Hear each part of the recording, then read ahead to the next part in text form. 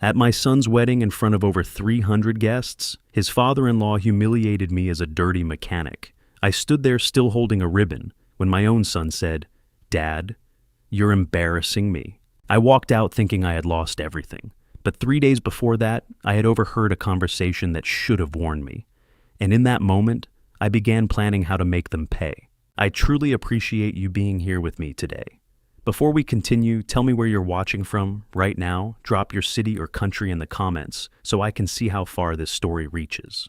Just a quick note, some details are adapted for storytelling. Any similarities are coincidental, but the message remains meaningful and worth hearing. I stood in front of 300 guests holding a 6-year-old's ribbon, watching my son choose his future in-laws over me. The moment froze the chandelier light, catching white silk in my hand, Emma's small face crumpling with tears. 300 pairs of eyes locked on me like I was the problem. Behind me, Tyler stood at the altar beside his bride, and I could feel his stare burning into my back. But I'm getting ahead of myself. The ceremony had started 15 minutes earlier at the Sterling Grand Hotel. Tyler, my 30-year-old son, stood in a navy suit that probably cost more than my truck payment, looking nervous but happy. Vanessa, his bride, was 27 and stunning in white, the kind of beautiful that makes you think of magazine covers. The ballroom was packed with 300 guests, all dressed in their finest, sitting in neat rows beneath crystal chandeliers. I sat in the third row, not the front that was reserved for immediate family. And Marcus Caldwell, Vanessa's father, had made it clear that didn't include me. I'd put on my best suit and told myself it didn't matter. What mattered was Tyler. The officiant had just started talking about love when Emma the flower girl, Vanessa's 6-year-old niece, dropped her ribbon. It fluttered to the floor and rolled toward my feet. Her face crumpled immediately, that pre-cry scrunch every parent recognizes. 300 people were watching her, and she was 6 and terrified. I didn't think. I just stood, walked forward, and picked it up. "Hey, sweetheart," I said, quietly kneeling beside her. "It's okay. Look good as new." She blinked at me, tears threatening. "You want me to tie it for you?" She nodded. I took her small wrist and tied the ribbon in a gentle bow. My hands, rough from 40 years of fixing engines, looked enormous next to hers, but I was careful. I'd learned to be careful with fragile things when Tyler was born. I said, "Perfect." Emma smiled through her tears. "Thank you." A soft awe rippled through the crowd. A few people chuckled warmly. For a second, I felt like maybe I belonged here after all. I glanced at Tyler. He was smiling at me, a real smile, the kind that said, "That's my dad." Then Marcus Caldwell moved. He came like a freight train, 62 years old, expensive suit cologne, so strong I could taste it. His face was red jaw tight. "Get your hands off her." I stood fast. "I was just helping. I know what you were doing." Marcus stepped between me and Emma, his body a wall. "You're not a guest here, Thomas. You're just hired help." The room went dead silent. 300 people holding their breath. "I'm Tyler's father," I said, keeping my voice steady, even though my hands had started shaking. "You're a mechanic," Marcus said, spitting the word like it was poison. "This is a respectable wedding, and you're embarrassing everyone with your grease-stained blue-collar touching." I looked down at my hands. They were clean. I'd scrubbed them twice that morning. But Marcus wasn't talking about dirt. He was talking about who I was. I looked past him to Tyler. My son stood frozen at the altar, face pale. Vanessa rested one hand lightly on his arm. She wasn't smiling anymore. "Say something," I thought. "Please, son." "Someone should sit this man down." Marcus continued louder now, playing to the crowd. "Before he ruins the whole ceremony." Murmurs went through the guests. I could feel the weight of their judgment settling over me. Tyler still said nothing. Marcus turned, slightly addressing the room. "I apologize for the disruption. Some people don't know how to behave in polite company." That's when Tyler finally spoke. Not to Marcus, to me. His voice was quiet, but it carried across those 300 witnesses. "Dad." I looked at him, waiting, hoping. "Maybe you should sit down." The words were soft, almost gentle, which somehow made them worse. "You're embarrassing me." The ballroom tilted. I couldn't breathe, couldn't think. The chandelier light went too bright and then too dim.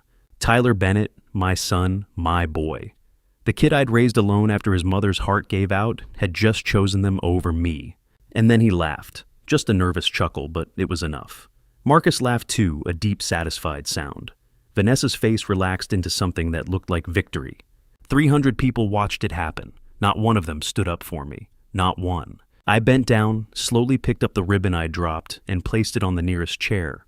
My hands were steady now. Funny how that happens when the worst thing you can imagine actually occurs. The shaking stops. You just go numb. I didn't look at Tyler, didn't look at Marcus or Vanessa or any of those 300 guests in their expensive clothes and careful makeup.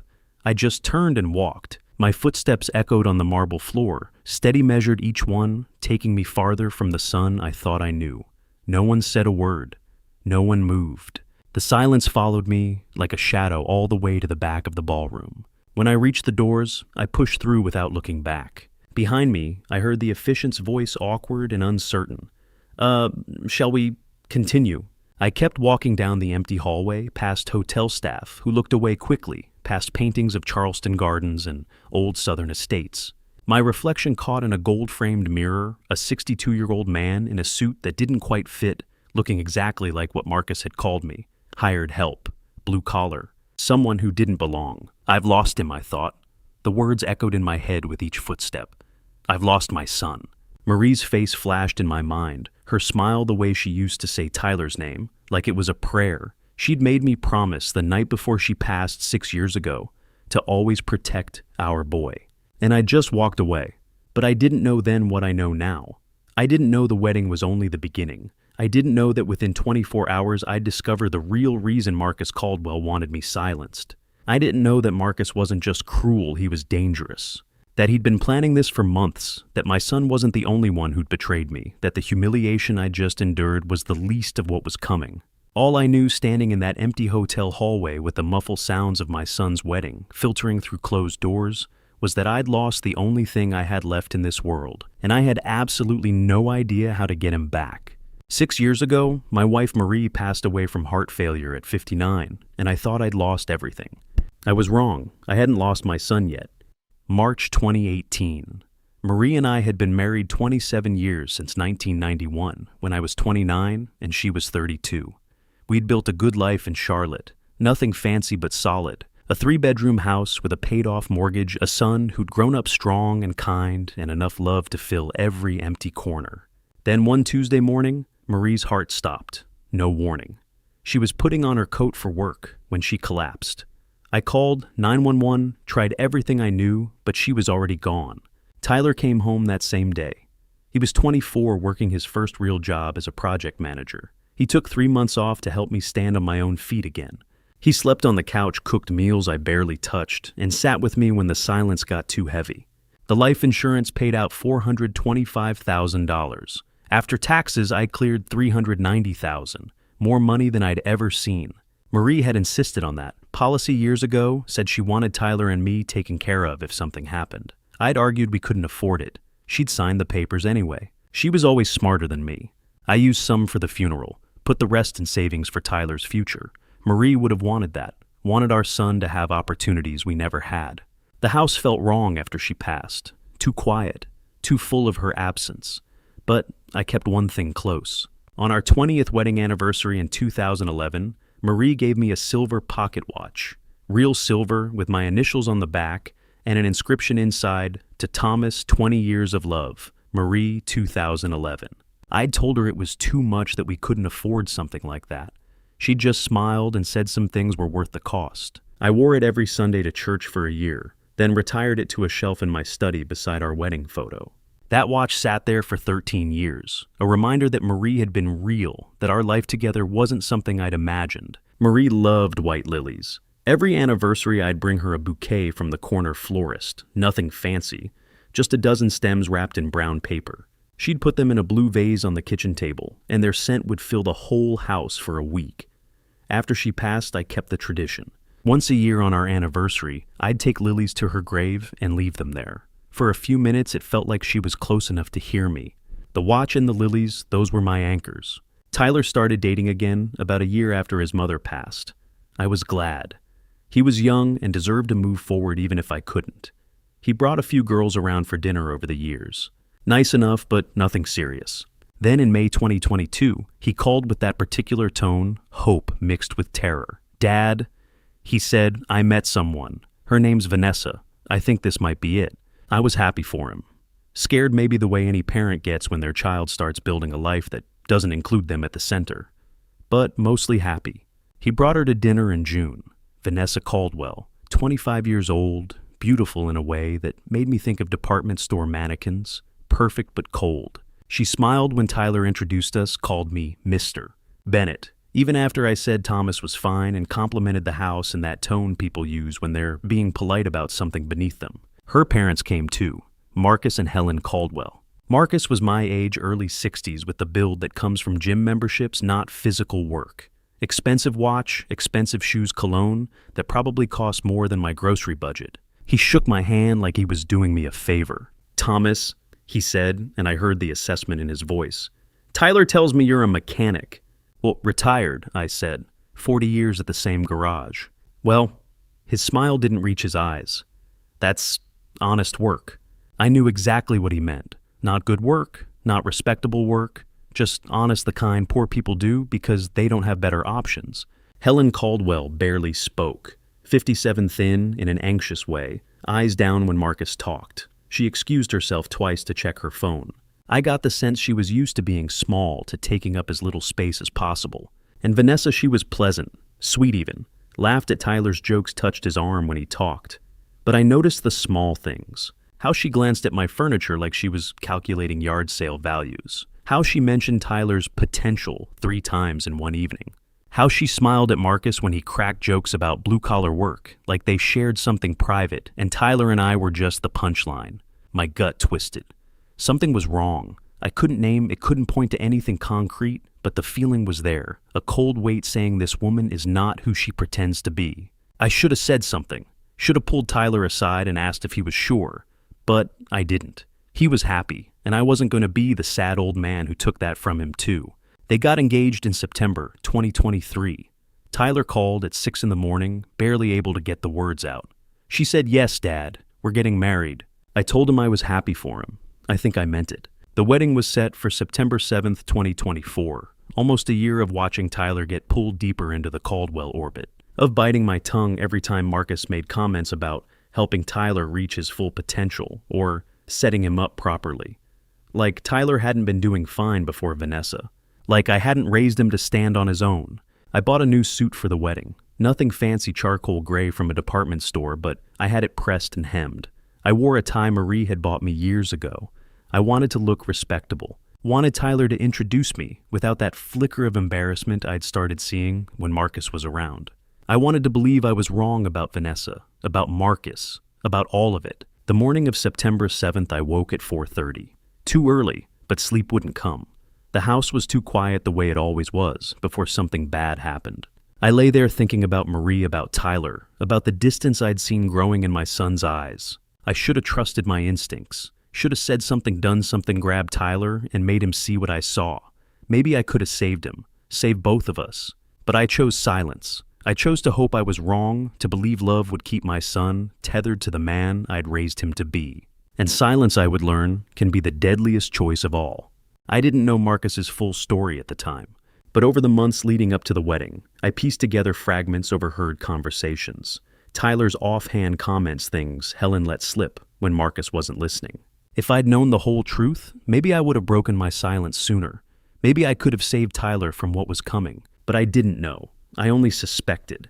And suspicion, I'd learn, is a weapon that's useless if you don't pull the trigger. From the moment I met Marcus Caldwell in June 2022, something felt off. He had that particular Polish wealthy men get when they're trying too hard.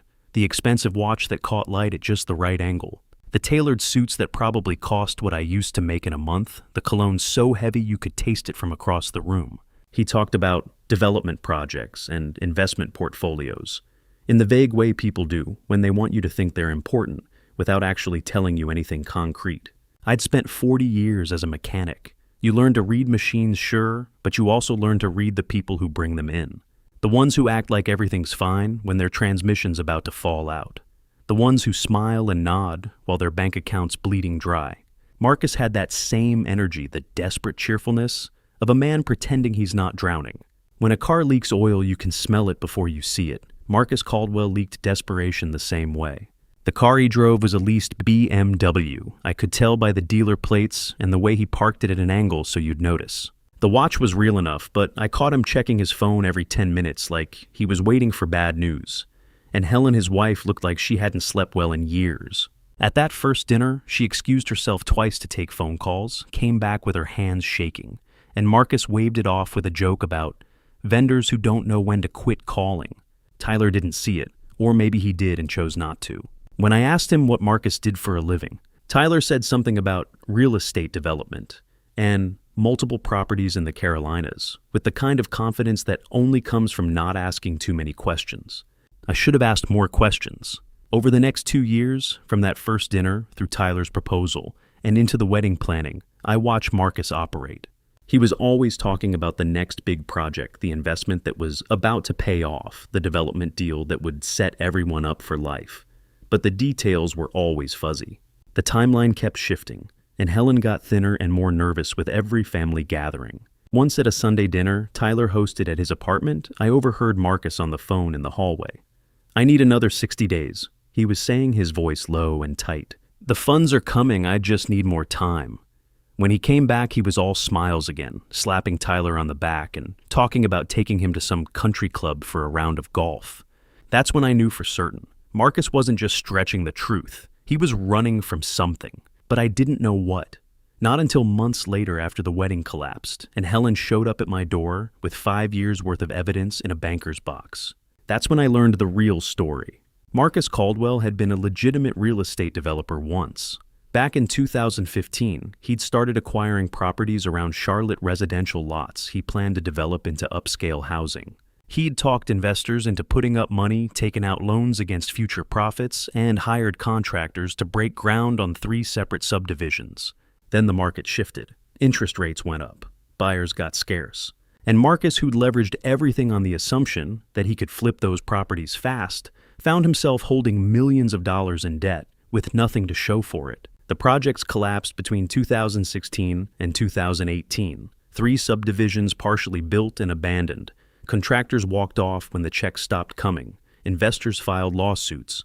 Banks started foreclosure proceedings. And Marcus went from legitimate developer to desperate con man in the span of 2 years. Helen showed me the numbers, later printed on spreadsheets she'd been keeping in secret. The debts were staggering. $1.2 million to private investors, people who'd trusted Marcus with their retirement savings, their kids' college funds, their life's work. $650,000 to the bank, secured against properties that were now worthless. $380,000 to contractors who'd done the work and never got paid.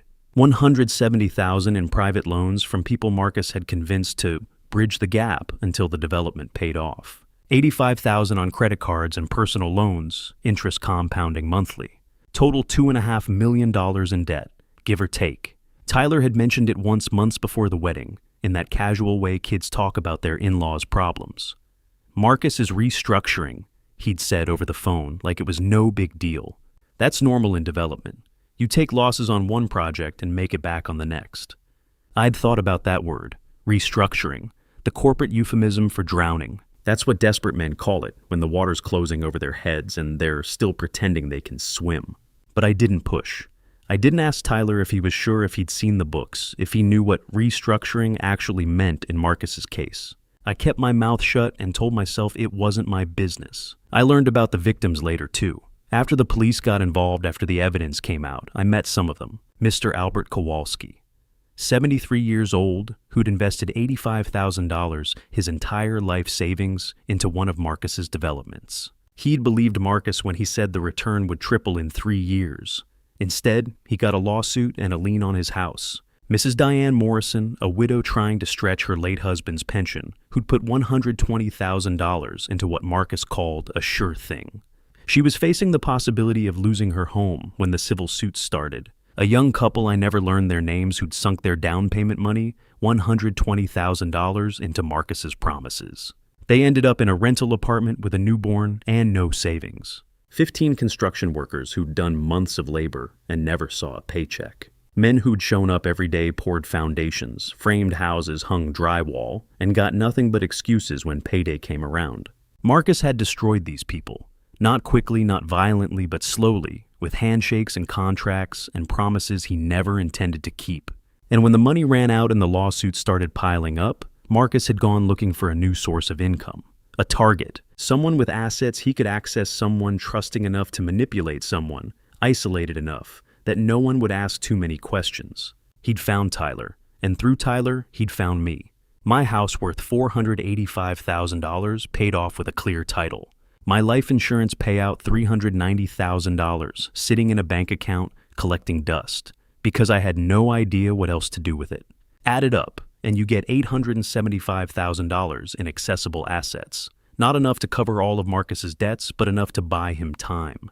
Enough to keep the wolves at bay a little longer. To Marcus Caldwell, I wasn't Tyler's father. I wasn't a person with a history, with grief, with a right to exist in my own son's life. I was an asset, a mark, a solution to a problem I didn't even know existed. And he'd been planning to take everything from me since the day Tyler first brought Vanessa home.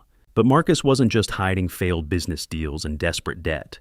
He was hiding something bigger, something that would crack open his carefully constructed life and reveal the rot underneath. He was hiding an entire other existence, a secret family, a double life. And when that secret finally came to light, it would shatter everything, not just for Marcus, but for everyone caught in his orbit. For 2 years, I thought Helen Caldwell was just a quiet, nervous woman married to a loudmouth. I was wrong. Helen was a survivor, and she'd been planning her revenge for 15 years. I just didn't see it until the night she knocked on my door with a banker's box full of evidence and a confession that changed everything. From the first dinner in June 2022, Helen struck me as fragile. 57 years old, thin in the way that speaks of stress rather than health, with shoulders that curved inward like she was trying to take up less space in the world. She barely spoke during that first meal. When Marcus talked, which was constantly, she nodded at the right moments, smiled when she was supposed to, but her eyes never quite focused on anything. Over the next 2 years, through family dinners and wedding planning meetings, I watched her. Really watched her the way you watch a wounded animal. You're not sure how to help. She flinched when Marcus raised his voice, even if he wasn't angry. She checked her phone compulsively, hands trembling slightly as she scrolled through what I assume were messages. She wore long sleeves even in the middle of summer dark colors, high necklines, clothes that covered as much skin as possible. I suspected. Of course I did. 40 years of living teaches you to recognize certain patterns. But I never asked. It wasn't my place, I told myself. She was Tyler's future mother-in-law, not my friend. And what would I have said anyway? Are you okay? Does he hurt you? Those aren't questions you can just throw out over dinner rolls and small talk. At the rehearsal dinner, 2 nights before the wedding, I saw something shift in her face. She was sitting across from Marcus, watching him tell some story about a golf game, and her expression went completely flat. Not sad, not afraid, just empty. Like she'd burned through all her emotions years ago, and had nothing left but the performance. I recognized that look. I'd seen it in women at church, at the grocery store, in the waiting room at the garage when they'd bring in cars with dents they claimed came from parking garages. It was the look of someone who'd learned that being small and quiet was the only way to survive. Helen Caldwell was trapped. I knew it, but I didn't know the half of it. She told me the full story weeks later in my kitchen at midnight, after everything had collapsed. After the wedding that never finished, after the police came, after the evidence started spilling out like water from a cracked dam. She sat at my table with a cup of coffee she didn't drink and told me things she'd carried alone for 15 years. This is what I learned. In 2009, Helen's father, Frank Mitchell, was 72 years old and owned a small house in a quiet neighborhood outside Charlotte. Nothing fancy, but it was his, paid off, free and clear. He'd worked as a factory supervisor for 30 years, saved every penny he could, and that house was supposed to be his legacy. Something to leave Helen and her younger brother when he passed. Then Marcus came into Helen's life. They'd been married 3 years by then, and Marcus was still building his reputation as a developer. He was charming in those days, Helen said. Confident. He talked about investments and opportunities, about how smart money worked, and how old money stayed old by making the right moves. Frank had suffered a stroke the year before. Not severe enough to completely incapacitate him, but enough to slow his thinking to make him vulnerable to persuasion. Marcus saw the opening. He convinced Frank to transfer the house into a joint investment trust, explained it would protect the property from taxes from probate, from all the complications that come with aging. Helen's mother, Barbara, was 70 and scared of losing everything. They both signed the papers Marcus put in front of them. Within 6 months, the house was gone. sold to cover what Marcus claimed were necessary restructuring costs in one of his developments. Frank and Barbara Mitchell were evicted from the home they had lived in for 32 years. They moved into a small apartment. Barbara stopped sleeping. Frank's health declined, rapidly stressed, the doctor said, combined with the lingering effects of the stroke. He'd sit in that apartment, staring at the walls, asking Helen over and over how it had happened, how they'd lost everything. In 2011, Barbara passed away. Heart failure, the death certificate said, but Helen knew better. Her mother had been destroyed from the inside-out grief and stress and the unbearable shame of losing the one thing she'd thought was safe. Frank lasted until 2015, 4 years of declining health, of confusion, of anger that had nowhere to go. When he finally passed, Helen said it felt almost like mercy. She'd discovered the truth too late. By the time she understood what Marcus had actually done, the legal loopholes he'd exploited, the forged signatures, the way he'd manipulated her parents when they were at their most vulnerable, there was no way to undo it. The house was sold, the money was gone, her parents were gone, and Helen carried the guilt like a stone in her chest. I brought him into their lives. She told me that night, her voice barely above a whisper. I married him. I introduced him to my father. I stood there and smiled while he destroyed them. She believed she'd taken her parents' lives as surely as if she'd done it with her own hands. That's the weight she'd carried for years, the knowledge that her choice, her marriage, had led directly to their suffering. But somewhere in that grief, something harder formed, something that wouldn't break. In 2019, 4 years after her father's death, Helen started gathering evidence, quietly, carefully.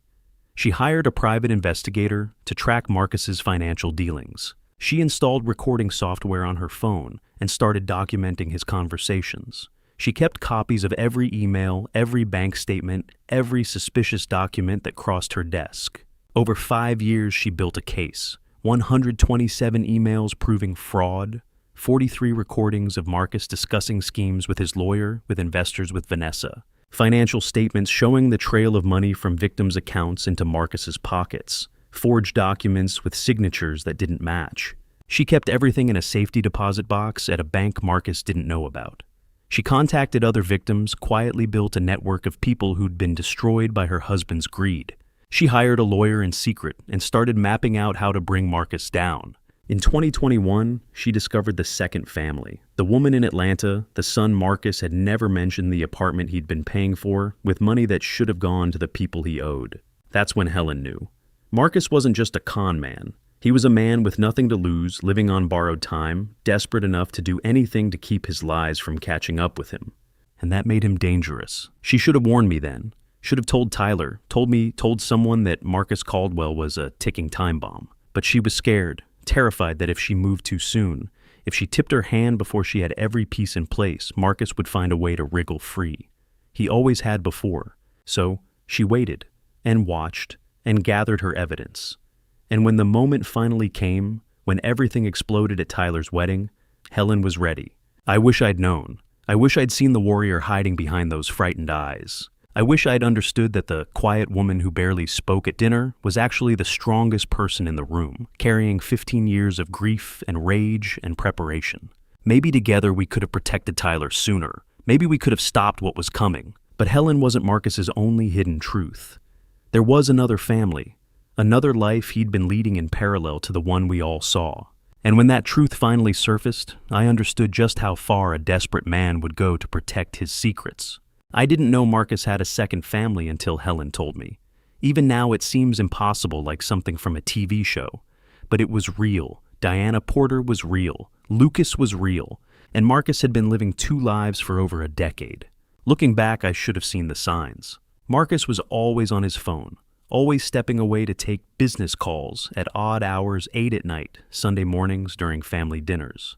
He'd excuse himself, walk to his car or another room, and come back 10 minutes later with that tight smile that didn't reach his eyes. Tyler explained it away. Marcus has investors all over, different time zones. That's just how development works, Dad. Maybe. But I'd spent 40 years watching people lie, and Marcus had that particular energy, constant checking, nervous glances at texts, tensing when messages came through. Once, about 6 months before the wedding, I saw him at a gas station 40 miles outside Charlotte. I'd been visiting a friend stopped for gas, and there was Marcus in casual clothes, strange since he usually dressed for board meetings. I waved. His face went blank for a second, not surprised blank like he was calculating. Then the smile returned. Thomas, what brings you out here? Visiting a friend? Client meeting up in Hickory. He gestured north vaguely. I nodded, but Hickory was another 40 miles past us and his tank was nearly full. He'd driven from somewhere south and was heading back toward Charlotte. I didn't say anything, just added it to the growing list of things about Marcus that didn't line up. Helen found out by accident in 2021. She told me this later after everything collapsed. She'd been doing laundry when she found a hotel receipt in Marcus's coat pocket. The Grand Marquis Hotel, Atlanta, 3-night stay. At first she thought it was just business travel, but when she checked credit card statements going back 6 months, she found the same hotel. Every other weekend, sometimes weekly, always Atlanta. That's when she hired the private investigator. The PI followed Marcus for 3 weeks, took photos, documented addresses. The photos showed everything. Marcus with a woman, mid-30s dark hair, pretty in a girl-next-door way. They'd go to restaurants, to parks, to a modest apartment complex south of Atlanta. In some photos, there was a boy maybe 11 or 12 walking between them. They looked like a family, because they were. The woman's name was Diana Porter, 38 years old in 2024, which meant she was 26 when Marcus met her in 2012. She worked as an office manager at a medical clinic. She lived in a 2-bedroom apartment Marcus had been paying for since 2013. The boy was Lucas, Marcus's son. Born in 2013, which meant Marcus had been maintaining this parallel existence for over a decade. Marcus met Diana in 2012. He was 50 still, riding high on development deals that hadn't yet collapsed with enough money to impress a young woman who didn't ask too many questions about where he went. He told Diana he was a traveling businessman, that he had properties all over the Southeast requiring his attention. That work kept him on the road, but he'd always come back to her. She believed him. Why wouldn't she? He paid for everything, the apartment, groceries, the expenses of raising a child. He showed up every other weekend, played father to Lucas. And Diana never suspected there was a wife and daughter in Charlotte living their own version of the same lie. Helen showed me the financials later. She'd documented everything. Monthly rent, $2,800. Marcus had upgraded Diana twice over the years, each time to a nicer place. Child support, unofficial, mostly cash. But Diana's bank records showed regular deposits $1,200 monthly. Miscellaneous expenses, groceries, school supplies, birthday presents, camps, another $500 a month on average. Total $4,500 a month, $54,000 a year for over a decade. Helen confronted him privately, laid the photos on the kitchen table one night, and asked him to explain. Marcus didn't deny it, just looked at her with cold eyes and said, "You say one word about this to anyone, and I will destroy you. Do you understand?" Helen understood. She'd already lost her parents to Marcus's schemes, so she stayed quiet, kept gathering evidence, and waited. When Helen told me all this, I sat at my kitchen table doing the math. The numbers were devastating. Marcus's monthly burden wasn't just debt payments. It was 2 complete households. Debt payments roughly $8,000 a month minimum. Charlotte household mortgage utilities. Helen's expenses, Vanessa's wedding, costs another $5,000. Atlanta household $4,500. Total $17,500 a month, $210,000 a year. Marcus's actual income, Helen showed me, tax returns. Some years barely $40,000. Most years he showed losses. He was drowning. The only way he'd stayed afloat was by conning new investors, taking new loans, robbing Peter to pay Paul, while the whole house of cards teetered on collapse. No wonder he wanted my house, my life insurance money. $875,000 in accessible assets wasn't enough to solve all his problems, but it would buy him time. Maybe a year, maybe 2. Long enough to find another mark, another scheme, another way to keep the lies from catching up. To Marcus, I wasn't Tyler's father. I wasn't a person with a history with grief, with a right to exist in my son's life. I was an asset, a solution to a problem I didn't know existed.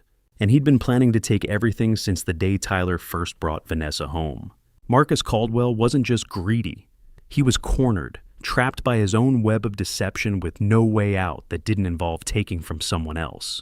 And cornered men, desperate men with nothing left to lose, are the most dangerous kind.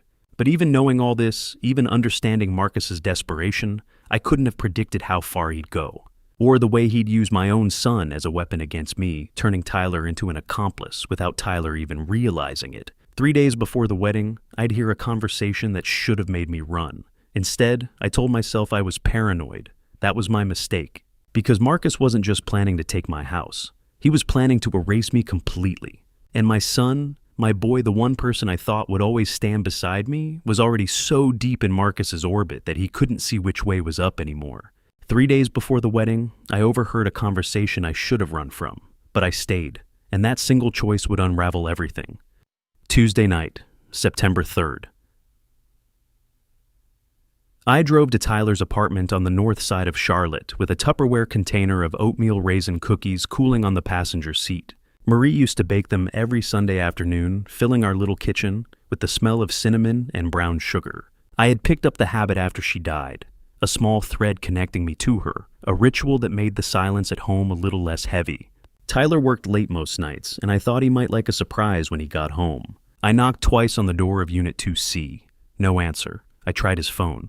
It rang through to voicemail. I hesitated, then pulled out the spare key he had given me years ago, back when he still wanted me around for things like leaky faucets and stuck windows. I unlocked the door, quietly slipped inside, and set the cookies on the kitchen counter beside a stack of unopened mail. That was when I heard the voices. They came from the bedroom, muffled but distinct. A man's low rumble and a woman's higher pitch. I froze. Tyler was supposed to be at the office until 9. I glanced toward the door, debating whether to announce myself or slip back out. Before I could decide, I heard my name. Thomas isn't going to be a problem. Marcus Caldwell's voice. Cold certain, like he was discussing the weather. I stopped breathing. I should have left. I should have walked out, closed the door behind me, and driven home. But I didn't. I stepped back into the narrow hallway that led to the bedroom, pressed myself against the wall, and listened. "Are you sure?" Vanessa's voice. She sounded nervous, younger than her 27 years. "He's been asking Tyler a lot of questions lately. He's a mechanic." Marcus said the word like it tasted sour, like it was something stuck to the bottom of his shoe. "He doesn't understand legal paperwork. By the time he figures anything out, the house will already be in Tyler's name. And once it's transferred, I'll handle the rest." What if Tyler starts asking questions? Tyler won't ask? Marcus's tone sharpened, turned clinical. "Not until it's too late. He trusts his father. He thinks Thomas is some kind of saint. That's the weakness we're using." I felt my stomach twist. The hallway walls seemed to close in the air, thick and stale. I wanted to move, to shout, to kick that bedroom door open and drag Marcus out by his collar, but my legs wouldn't obey. "What about after?" Vanessa asked. "When Thomas realizes what happened?" "By then," Marcus said slowly, carefully, like he was explaining something to a child, "Thomas will be in a memory care facility. A nice one. Quiet. Far enough from Charlotte that Tyler won't visit often. We'll tell him it's for Thomas's own safety, that he's getting confused, forgetful, maybe even a little aggressive. Tyler will believe it because he'll want to believe it, and Thomas won't be able to do a damn thing about it." The air left my lungs. I pressed harder against the wall, afraid they might hear my heart pounding through the drywall. Dad, that's..." Vanessa hesitated. "That's really cold. It's necessary." Marcus's voice turned flat, businesslike, the voice of a man who had made his peace with what he was about to do. "I'm $2 million in the hole, Vanessa. The creditors are circling. I've got 15 contractors threatening lawsuits and a mortgage I can't cover. Your mother knows about Diana and Lucas. Everything is falling apart. Thomas has $485,000 sitting in that house free and clear, and another $390,000 in life insurance money he's never touched. That's $875,000. He paused. I heard the creak of bed springs like he had stood up and started pacing. "Do you understand?" Marcus continued. "That money is the only way I survive this. Tyler marries you. We get Tyler to convince Thomas to sign a transfer of property agreement, for estate planning purposes, we'll say, protecting Tyler's inheritance. Tyler won't question it. He thinks he's doing the right thing. Once the house is in Tyler's name, I'll leverage it, borrow against it, liquidate the insurance if I have to. And if Thomas starts making noise, we move him into a care facility and make him someone else's problem." "What if he fights back?" Vanessa asked. "He won't." Marcus's certainty was chilling absolute. "Thomas Bennett is a 62-year-old widower with no other family, no lawyer, and no idea how to navigate the system. He'll be confused, angry, but he'll be alone, and alone people don't win." Silence fell. I stood in that dim hallway, heart-hammering mind, racing through 40 years of memory in the space of 10 seconds. Marie and I had worked 40 years for that house. Every mortgage payment, every sacrifice. Every weekend I spent fixing the roof or repainting the siding instead of taking her to the mountains like she wanted. We raised Tyler in that house. I taught him to ride a bike in the driveway. Marie nursed him through chickenpox in the upstairs bedroom. I remember Tyler at 8 years old, standing on a stepladder helping me paint the backyard fence white. He got more paint on himself than the wood, and Marie laughed so hard she cried. That house was the only thing I had left of her, of us, of the life we built together. And Marcus wanted to take it, not with a gun or a crowbar, with paperwork, with Tyler's signature, with my son's trust turned into a weapon. I had a choice in that moment. I could walk into that bedroom, confront them both, and blow the whole scheme apart. I could call the police. I could call Tyler right now, tell him everything, beg him to cancel the wedding, and run as far from the Caldwells as possible.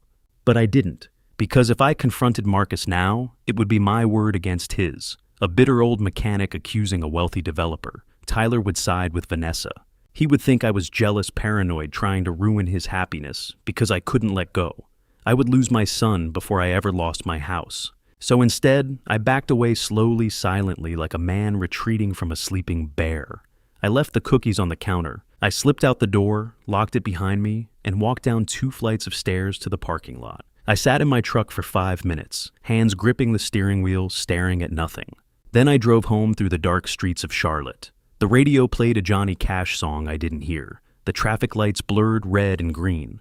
I pulled into my driveway, cut the engine, and sat in the silence. Inside, I turned on the lamp beside Marie's photograph. I picked up the silver pocket watch from the shelf, the one she gave me 20 years ago, the one with the inscription, "To Thomas, 20 years of love, Marie 2011. I held it in my palm, felt its weight, and thought about all the hours I'd worked to give her a good life. All the hours I'd thought mattered. I told myself I needed time. I needed to think. I needed proof, something concrete, something Tyler couldn't deny or explain away. If I moved too fast, I would lose everything. If I stayed calm, stayed quiet, I could outmaneuver Marcus. I could protect my son and my home. I convinced myself that silence was strategy. I was wrong. In 48 hours, I would stand at Tyler's wedding rehearsal and watch Vanessa steal my house key from my coat pocket. In 72 hours, I would discover my home broken into, my most important documents stolen, and I still wouldn't call the police. I would stand in front of 300 wedding guests and say nothing while Marcus humiliated me. I would watch my son choose his wife's family over his own father, and I would walk away in silence. I should have acted immediately. I should have called the police. Woke and Tyler confronted Marcus right there in that apartment. But my silence, that damned careful silence, would cost me everything. And by the time I finally found my voice, it would already be too late. The rehearsal dinner was on Thursday night, 48 hours before the wedding. I walked in determined to find proof. I walked out with something far worse. I arrived at Piedmont Bistro on West Trade Street just after 6 o'clock. The restaurant was one of those places with cloth napkins folded into swans and waiters in black vests who refilled your water glass before you even noticed it was half empty. Marcus had reserved the private dining room at the back. 50 guests, round tables draped in white linen candles, flickering in glass votives.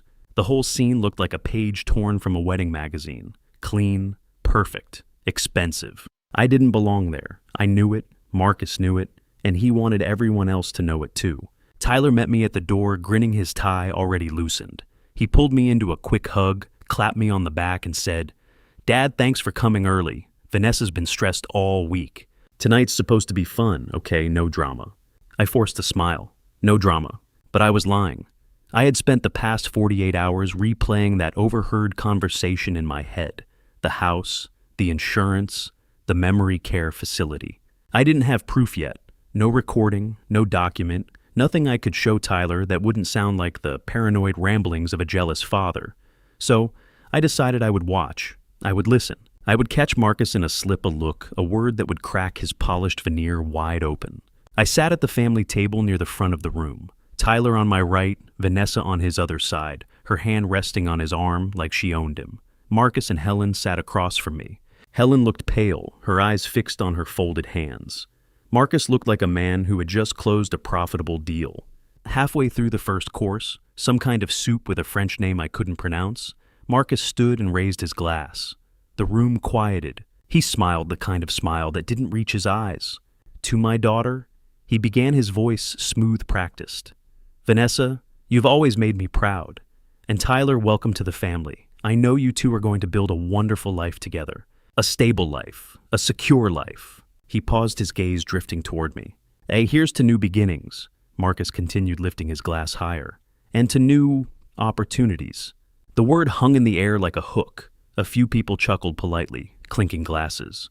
Tyler beamed, oblivious. Vanessa smiled, her fingers tightening on Tyler's arm. Marcus met my eyes across the table, and for just a second I saw it, the glint of a predator measuring its prey. I forced myself to lift my glass. I forced myself to drink. I kept my coat draped over the back of my chair. My keys, house truck garage, were clipped to a ring in the right pocket. I checked them twice during the meal, a nervous habit I'd picked up since Tuesday night. Both times they were there. It was just after 7:30 when Vanessa stood to refill her wine glass from the bottle on the table. She leaned across Tyler, her hand brushing the edge of my chair. And then, so fast I almost missed it, her elbow knocked the bottle. Red wine spilled across the white tablecloth, splashing toward my lap. I jumped up, instinct taking over. The chair scraped backward. My coat slid halfway off the seat. "Oh my God!" Vanessa gasped, her hand flying to her mouth. "I'm so clumsy. I'm so sorry." She grabbed a fistful of napkins and started dabbing at the table, the chair, my coat. Her movements were frantic, apologetic, her voice high and breathless. "Let me help." "Oh no, did it get on your coat? Here, let me—" "It's fine," I said, trying to wave her off. But she was already pulling my coat toward her, brushing at a non-existent stain on the sleeve. Marcus laughed. Loud, booming, deliberate. "Vanessa, sweetheart, you're a disaster tonight. Poor Thomas first. You drown him, then you assault his jacket. The table erupted in laughter. Someone made a joke about wedding jitters. Tyler grinned, shaking his head. "Babe, maybe switch to water for a bit." Vanessa giggled, flush still holding my coat. "I'm the worst. I'm so sorry, Thomas." I took the coat back, draped it over my chair again, and sat down. The whole thing had taken maybe 2 minutes. The conversation moved on. I forgot about it. 10 minutes later, I reached into my coat pocket to check my phone. My fingers brushed the key ring. I pulled it out. The truck key was there. The garage key was there. The house key was gone. I stared at the ring, my heart starting to pound. I checked the other pocket. Nothing. I checked the floor under my chair, under the table. Nothing. I looked up. Vanessa was at the far end of the room, laughing with the bridesmaids, a glass of white wine in her hand. Marcus was talking to Tyler, one hand on my son's shoulder, his expression warm, fatherly. Helen was staring at her plate. I stood my chair, scraping loudly. A few heads turned. I walked over to Vanessa, keeping my voice low. "Vanessa," I said, "did you see my house key? It was on my keyring. It's gone." She blinked, her smile faltering. "Your house key." "No, I didn't see it." "Are you sure it was there?" "I'm sure." She glanced at the bridesmaids, then back at me. "Maybe it fell off. Those old key rings can break sometimes." It didn't fall off. Marcus appeared beside us, his hand landing on my shoulder like a weight. "Thomas, what's wrong?" "I'm missing my house key." Marcus raised his eyebrows, his expression shifting to concern. "Your house key? That's odd. Did you check your pockets? Your car?" I checked. He glanced at Vanessa, then back at me. "Well, you know how it is, Thomas. Things slip our minds as we get older. I lose my keys twice a week." He laughed, patting my shoulder. "It's probably sitting on your kitchen counter right now." "It's not." Tyler walked over, his smile fading. "Dad, what's going on?" "Wanzi's one in the I had my house key when I got here," I said, keeping my voice steady. "Now it's gone." Tyler sighed, rubbing the back of his neck. "Dad, come on. Don't make a scene. It's probably in your truck." "It's Tyler, I'm telling you." "Dad, please." His voice dropped hard and quiet. "Not tonight." I looked at my son, at Vanessa, her eyes wide and innocent, at Marcus, his mouth twitching at the corner, barely suppressing a smirk. I turned and walked out. The parking lot was dark, the air thick with the smell of asphalt and exhaust. I unlocked my truck and tore through the cab, glove box under the seats between the cushions. Nothing. I stood there in the empty lot, my hands shaking, my breath coming fast. She took it. I knew she took it, and I knew exactly why. For the house. I thought about calling a locksmith first thing in the morning, but it was Thursday night. The wedding was Saturday. I had 36 hours. Could I get the locks changed in time? Should I tell Tyler? Would he even believe me? I drove home in silence, my mind racing. I told myself I still had time. I told myself I could handle this. I didn't know that giving them 2 days was all they needed. By Saturday morning at 9:30, my house had been broken into, my most important documents taken, and a note left behind that would chill me for months. Saturday morning, I woke at 4:30 with a tightness in my chest I couldn't name. I lay there in the dark, staring at the ceiling, listening to the hum of the refrigerator downstairs and the distant bark of a neighbor's dog. I hadn't slept more than an hour. Every time I closed my eyes, I saw Marcus's smirk across the rehearsal dinner table. I saw Vanessa's wide, innocent eyes. I saw my son's hand on her arm, protective, trusting, blind. I got up, pulled on my robe, and went downstairs. By 5:15, I had coffee brewing and the oven preheating to 350 degrees. I mixed flour, butter, sugar, and fresh blueberries. Marie's recipe, the one she used to make every Saturday mornings when Tyler was a kid. The dough was sticky and soft under my hands. I shaped it into rounds, brushed the tops with cream, and slid the tray into the oven. The smell filled the kitchen. Warm, sweet, familiar. For a moment, I almost felt like she was still here. I sat at the table with my coffee and looked at the framed photograph on the counter. Marie, 30 years old, laughing in the backyard with Tyler on her hip. I picked it up, held it in both hands. "Today's the day, Marie," I said quietly. "Tyler's getting married. I wish you were here." I set the photo down, rubbed my eyes, and tried to convince myself that maybe, just maybe, I'd been wrong. Maybe Vanessa wasn't part of Marcus's plan. Maybe she loved Tyler. Maybe the missing house key was a coincidence. Maybe I was just a paranoid old man who couldn't let go. By 7 o'clock, I was sitting at the table with a scone and a second cup of coffee, trying to hold on to that fragile hope. At 9:30, it shattered. I went into my home office to get my tie clip from the desk drawer. The room was at the back of the house, a small square space with a window overlooking the yard. I reached for the drawer handle and stopped. The window was broken. Glass littered the hardwood floor, glittering in the morning sunlight. The curtain hung half off its rod, torn. The desk drawers were open papers, scattered across the surface and onto the floor. The filing cabinet stood ajar, folders pulled out and tossed aside. My legs went weak. I grabbed the edge of the desk to steady myself. The red folder was gone. I kept all my important documents in that folder. The house deed, the life insurance policy Marie and I had taken out 20 years ago, her will, Tyler's birth certificate. Everything that proved I owned my home. Everything that protected my son's inheritance. Gone. I turned to the shelf beside the desk. The silver pocket watch, the one Marie gave me in 2011, the one with the inscription, "To Thomas, 20 years of love," was gone too. The empty space where it had sat for 6 years stared back at me like a wound. And then I saw the note. It was on the desk, a single sheet of white paper, the words printed in block letters. "We know about the insurance money. We know about the house. Don't fight this. Don't call the police. If you want your son safe, you'll sign when we tell you to sign. This is only the beginning." My hands started to shake. I read it again and again. The words blurred. My knees buckled and I sank into the desk chair, the note trembling in my grip. "If you want your son safe." I forced myself to stand. I walked through the rest of the house, checking every room. The television was still there. My laptop sat on the kitchen counter untouched. Marie's jewelry box in the bedroom hadn't been opened. Nothing else was missing. Only the documents, only the watch, only the things that mattered. This wasn't a robbery. This was a message. I picked up my phone. My finger hovered over the 9. I could call the police. I could report the break-in, show them the note, tell them everything I'd overheard on Tuesday night. But then I thought about Marcus's voice in Tyler's apartment. By then, Thomas will be in a memory care facility. We'll tell him it's for his own safety. I thought about the note, "If you want your son safe." What if I called the police and Marcus retaliated? What if he hurt Tyler? What if he found a way to make me look unstable, delusional? A bitter old man fabricating stories to sabotage his son's wedding. What if calling for help was exactly what he wanted? Proof that I was paranoid, unfit, a danger to myself.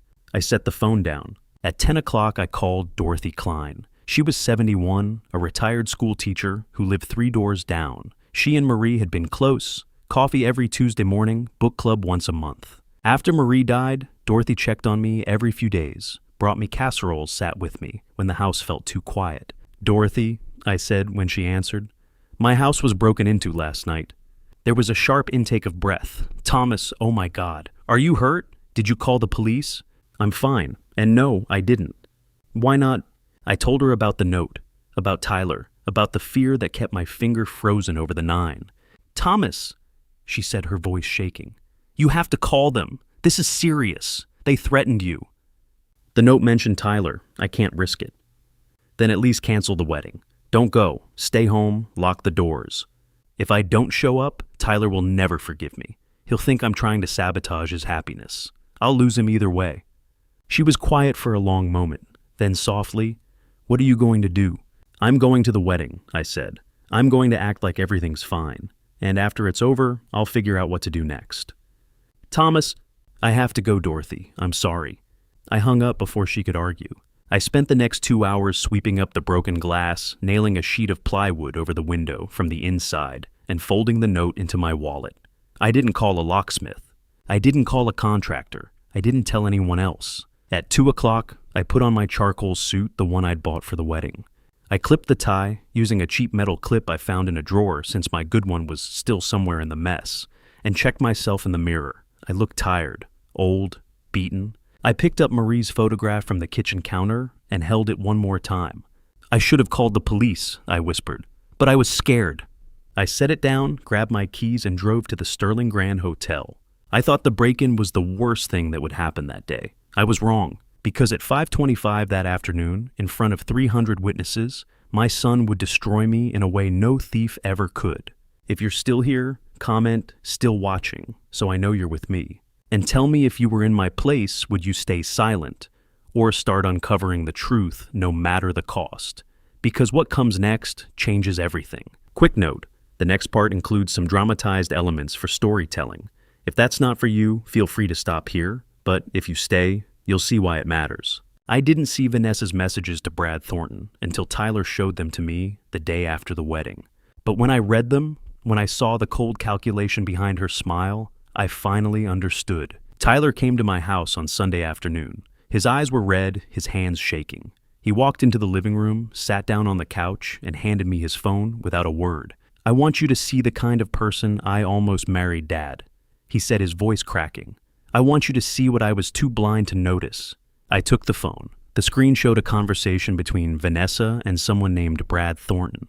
The messages went back months, all the way to July when Tyler was picking out wedding invitations and asking me to help pay for the reception. These messages were sent while Tyler was planning his wedding, while I was baking scones in the early morning darkness and buying a new suit I couldn't really afford. I started reading. July 18th, 2024. Vanessa, I need to see you. Brad, I thought you were engaged to that construction guy. Vanessa, project manager, and it's complicated. Brad, you said we were done. Vanessa, you're commitment phobic, but you're also worth $8.5 million. Tyler's worth potential. Brad, so you're using him. Vanessa, I'm being practical. His father has a house and a life insurance payout. Once we're married, I'll have access. Then I can move on. Brad, that's cold. Vanessa, you like that about me? I stopped reading for a moment, staring at the words. Tyler's worth potential, not love, not a future. Potential, like he was a stock option she was waiting to cash in. I kept scrolling. August 10th, 2024. Vanessa, Tyler's dad is a problem. He doesn't trust me. Brad, smart old man. Vanessa, he's a mechanic. Grease under his nails, cheap suit, simple, but stubborn. Brad, so what's the plan? Vanessa, Marcus is handling it. Forged power of attorney fake competency evaluations. By Christmas, Thomas Bennett will be in a care facility, and the house will be in a trust I control. Brad, what about Tyler? Vanessa, Tyler only sees what he wants to see. Love. A future. He doesn't see who I really am. Brad, you're ruthless. Vanessa, I'm ambitious. I felt something twist in my chest. Grease under his nails. Cheap suits. Simple. That was how she saw me. Not as Tyler's father. Not as the man who raised him alone after Marie died. Just an obstacle. A problem to be handled. And Marcus was handling it. Forged documents, fake evaluations, a care facility by Christmas. They weren't just planning to take my house. They were planning to lock me away and make Tyler think it was for my own good.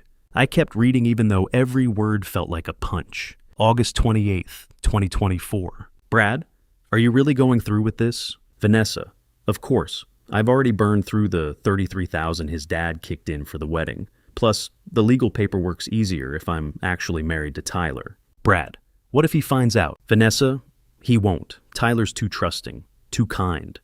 Pathetic, honestly. Brad, why marry him at all? Vanessa marriage gives me legal standing. If something happens to Thomas, Tyler inherits. And if I'm Tyler's wife? Brad, you inherit from Tyler. Smart. I had to set the phone down. My hands were shaking. $33,000. The money I'd saved for 2 years skipping dinners out and patching my work boots instead of buying new ones. Because I wanted Tyler to have the wedding Marie would have given him. Vanessa had burned through it like it was nothing, like it was pocket change. And she called my son pathetic. I picked the phone back up and kept scrolling, even though part of me wanted to throw it across the room. Vanessa Tyler thinks I love him. He thinks we're going to have this perfect little life. 2 kids, a dog, Sunday dinners with his sad old dad. It's adorable, really. He has no idea. Brad, you're playing a dangerous game. Vanessa, I'm playing a smart game. Tyler gets his fairy tale for a few months. I get financial security. And when the time's right, I'll leave. He'll be heartbroken, sure, but he'll get over it. Nice guys always do. Brad, and the old man. Vanessa Marcus says the care facility's already lined up. Private out of state, expensive enough that Tyler will think it's the best option. Once Thomas is out of the picture, the house gets liquidated, the insurance gets split, and I walk away with my cut. Clean. Brad, you really don't feel anything for him, for Tyler. Vanessa, I feel gratitude. He's useful, but love, no. I don't have time for love. I have goals. I close my eyes. I thought about Tyler at 8 years old, standing on a stepladder in the backyard, paintbrush in hand, asking me if he was doing a good job. I thought about him at 16 crying in my arms after Marie died, telling me he was scared he'd forget her voice. I thought about him 2 months ago, showing me the ring he'd bought for Vanessa. His face lit up with hope. And she thought he was useful. When I finished reading, I looked up at Tyler. He was staring at the floor, his jaw clenched, tears running down his face. I'm sorry, Dad, he whispered. I'm so sorry. I didn't see it. I didn't see any of it. I handed him the phone back. Something inside me had broken. Not for me, but for him. My son had given that woman everything. His trust, his love, his future. And she had given him nothing but lies. I wanted to hate her. I wanted to rage at her, at Marcus, at every person who had looked at my family and seen dollar signs instead of human beings. But more than that, I wanted to save my son from the wreckage of his own innocence. It's not your fault, Tyler, I said quietly. You loved her. That's not a weakness. That's who you are. He shook his head. I should have listened to you. You tried to warn me. You knew something was wrong. I didn't know, I said. I suspected, but I didn't have proof. And even if I had, you wouldn't have believed me. You loved her. Love makes us blind. He looked at me, his eyes filled with pain. What do we do now? I didn't have an answer yet, but I knew one thing: Vanessa Caldwell and her father had underestimated us.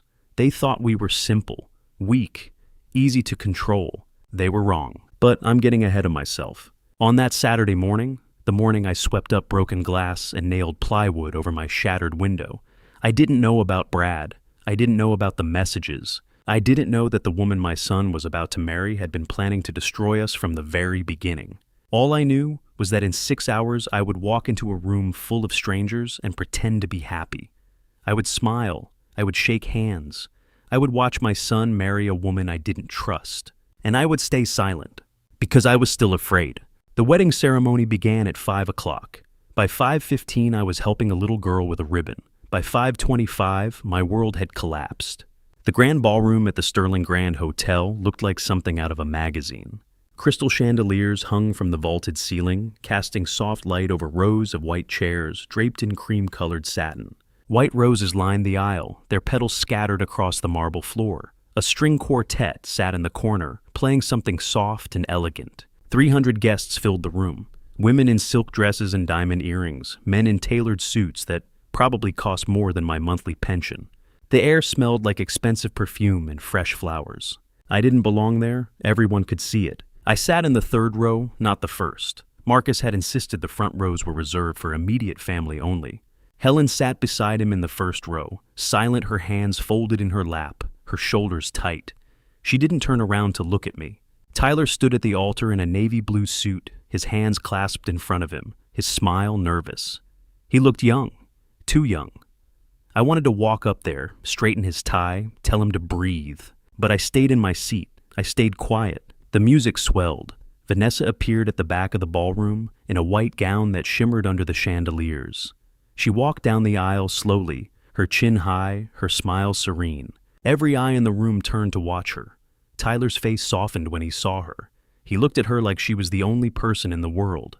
I looked at her and saw a liar. The officiant cleared his throat and began. Dearly beloved, we are gathered here today to witness the union of Tyler Bennett and Vanessa Caldwell. I tried to focus on the words. I tried to pretend this was a normal wedding, that my son was marrying a woman who loved him, that I hadn't spent the morning sweeping up broken glass, that I wasn't sitting here in a cheap charcoal suit surrounded by strangers who looked at me like I was something they'd scraped off their shoes. At 5:15, everything changed. Emma Vanessa's 6-year-old niece stood near the altar holding a small basket of rose petals. She was the flower girl, tiny, blonde, shy, overwhelmed by the 300 pairs of eyes watching her. The ribbon tied around her wrist slipped loose and fell to the floor. It rolled toward my feet. Emma's face crumpled. She started to cry, soft hiccuping sobs that cut through the quiet. I stood up. I didn't think about it. I just moved. I walked to the front of the room, bent down and picked up the ribbon. I knelt beside Emma, bringing myself to her eye level. "Hey, sweetheart," I said quietly. "It's okay. Look good as new." I tied the ribbon back around her wrist, making sure the bow was neat and secure. She looked up at me with wide, teary blue eyes. "Thank you," she whispered. I smiled. "You're doing great." She smiled back. A few guests murmured, soft, awes, gentle laughter. I glanced at Tyler. He was watching me, and for just a second he smiled. A real smile. The kind I hadn't seen from him in months. For just a moment, I thought maybe everything would be okay. Then Marcus moved. He stood up from the front row and walked toward me, his face twisted with anger. His voice rang out across the ballroom. "Get your hands off that child." I stood quickly, my heart pounding. "I was just helping." "You're not a guest, Thomas." His voice was cold, deliberate, designed to carry across every corner of that room. "You're just help. A mechanic. This is a high-class wedding." The murmurs turned to whispers. I felt 300 pairs of eyes turn toward me. My face went hot. "Well, Marcus, I was only trying to—" He cut me off, stepping closer. "Look at you. Cheap suit, rough hands, grease still under your nails probably. You're embarrassing everyone here with your working class touching." The word hung in the air like something rotten. Working class. Like it was a curse. I heard the whispers grow louder. A woman 2 rows back leaned toward her husband and said, loud enough for me to hear, "Isn't that the father? Why is he sitting in the 3rd row?" Someone else murmured, "Poor taste." A man in the front row turned his head away. A few people stared openly, their faces a mix of pity and disgust. I wanted the marble floor to open up and swallow me whole. But I looked at Tyler instead. I looked at my son standing 10 feet away, and I waited for him to say something. To tell Marcus to stop. To defend me. Tyler opened his mouth. Then he closed it. His eyes darted to Vanessa. "A man like you doesn't belong at a wedding like this." Marcus continued, his voice rising. "You should have stayed home, Thomas." My chest tightened. I couldn't breathe. I looked at Tyler again, silently begging him. "Say something. Please. That someone should tell this man to sit down," Marcus said louder now, playing to the crowd, "before he ruins the whole ceremony." The whispers grew into a low buzz. People shifted in their seats. Most kept staring, waiting to see what would happen next. Vanessa stepped closer to Tyler. She touched his arm, lightly leaned in, and whispered something I couldn't hear. Tyler's face changed. His expression hardened. His jaw tightened. And then he looked at me. "Dad," he said. His voice was quiet, flat. "Maybe you should sit down." I stared at him. I didn't move. "Dad?" His voice cracked just slightly. "You're embarrassing me." Silence. Absolute crushing, suffocating silence. 300 people held their breath. The string quartet stopped playing mid-note. The officiant froze. Even the chandeliers seemed to dim. I looked at my son. I searched his face for some sign that he didn't mean it. But he wouldn't look at me. He stared at the floor, his hand still on Vanessa's arm. Marcus laughed, loud and triumphant. Vanessa smiled. Tyler forced a weak smile and laughed softly along with them. And I understood. This was my son, the child I had raised alone after Marie died, the boy I had taught to ride a bike in our driveway on a hot summer afternoon, running beside him until my lungs burned, the boy I had taught to change a tire at 16, kneeling beside him on the gravel shoulder of Route 74, showing him how to be self-reliant, the boy who had stood in the doorway of the hospital room when his mother's heart stopped, who had collapsed into my arms and sobbed, who had whispered, I don't know how to do this without her. And I had held him and promised we'll do it together. The boy I had worked 60-hour weeks to feed, to clothe, to send to college. The boy I had loved more than anything in this world. And he had just chosen them over me. I bent down slowly. I picked up Emma's ribbon from where it had fallen again and set it carefully on the chair. I straightened, I turned, and I walked. I didn't run. I didn't shout. I didn't look back. I walked down the center aisle of that ballroom past 300 silent faces. No one spoke. No one moved. A woman in the fourth row covered her mouth with her hand. A man near the back looked down at his shoes. The string quartet didn't resume playing. The only sound was the echo of my footsteps on the marble floor. I reached the double doors at the back of the ballroom. I pushed them open. I stepped through, and the doors closed behind me with a soft final click. Behind me, muffled by the heavy wood, I heard the officiant clear his throat. Shall we continue? I kept walking, down the hallway, past the elevator, out into the parking lot. The September air was warm and heavy. I got into my truck, started the engine, and sat there for a long moment, my hands gripping the steering wheel. I walked out of that ballroom believing I'd lost my son forever. I didn't know that within 3 hours I would discover the real reason Marcus wanted me silent, or that at midnight, Helen Caldwell would knock on my door and hand me the weapon I needed to fight back. I sat in the hotel lobby for 20 minutes staring at nothing before I realized I had nowhere else to go. I didn't leave the hotel after I walked out of the ceremony. I couldn't. I sat on a leather chair near the lobby fountain, my hands folded in my lap, watching people pass by without seeing them. Couples laughing, families gathering for photos, bellhops wheeling luggage carts across the polished floor. The world kept moving. I felt frozen. I didn't know what to do. I didn't know where to go. Home felt too far, too empty. Tyler was somewhere in this building, married now, surrounded by 300 people who had just watched him choose his wife's family over his own father. And I was sitting in a lobby alone, invisible. At 6 o'clock, I heard applause from the ballroom, muffled but unmistakable. The ceremony had ended. They had finished without me. Tyler and Vanessa were married. 15 minutes later, the guests began to spill out into the hallway for the cocktail hour. I stood slowly and moved to stand near a pillar, half-hidden watching. Men in expensive suits, women in glittering dresses, waiters circulating with trays of champagne and hors d'oeuvres. Everyone smiled. Everyone laughed. No one looked at me. A few people glanced in my direction and quickly looked away embarrassed. They'd seen what happened. They'd watched Marcus humiliate me. They'd heard Tyler tell me I was embarrassing him. And now they didn't know what to say, so they said nothing. They turned their backs and walked the other way. I thought about leaving. I thought about getting in my truck and driving home and never speaking to any of them again. But then I thought Tyler is still my son. At the very least, I should congratulate him. So I stayed. At 6:30, the doors to the reception hall opened. I followed the crowd inside, keeping to the edges, trying not to be noticed. The room was stunning. 300 guests sat at round tables draped in white linen, each one decorated with tall centerpieces of white roses and candles. Champagne glasses glinted under the chandeliers. A band was setting up on a small stage at the front of the room. Tyler and Vanessa sat at the head table on a raised platform, surrounded by Marcus, Helen, the bridesmaids and the groomsmen. They looked perfect, untouchable, like a photograph come to life. I scanned the room, looking for my name. I found it at a table in the far back corner near the restroom hallway, the worst seat in the room. A small white card with elegant script, Thomas Bennett. Table 8, 8 chairs, only one name card. Mine. Marcus had seated me at a table meant for 8 people, alone. No one else had been assigned to sit with me. It wasn't an oversight. It was a message. I sat down slowly. The chair felt too big. The table felt too wide. I looked around at the other tables, groups of friends, families, co-workers, all of them laughing and talking. And then I looked at my table, empty, silent, a public declaration that I didn't belong. At 6:45, dinner was served. Waiters brought out plates of food I didn't recognize. Some kind of chicken with sauce-roasted vegetables, a piece of bread I didn't touch. I picked at the food without tasting it.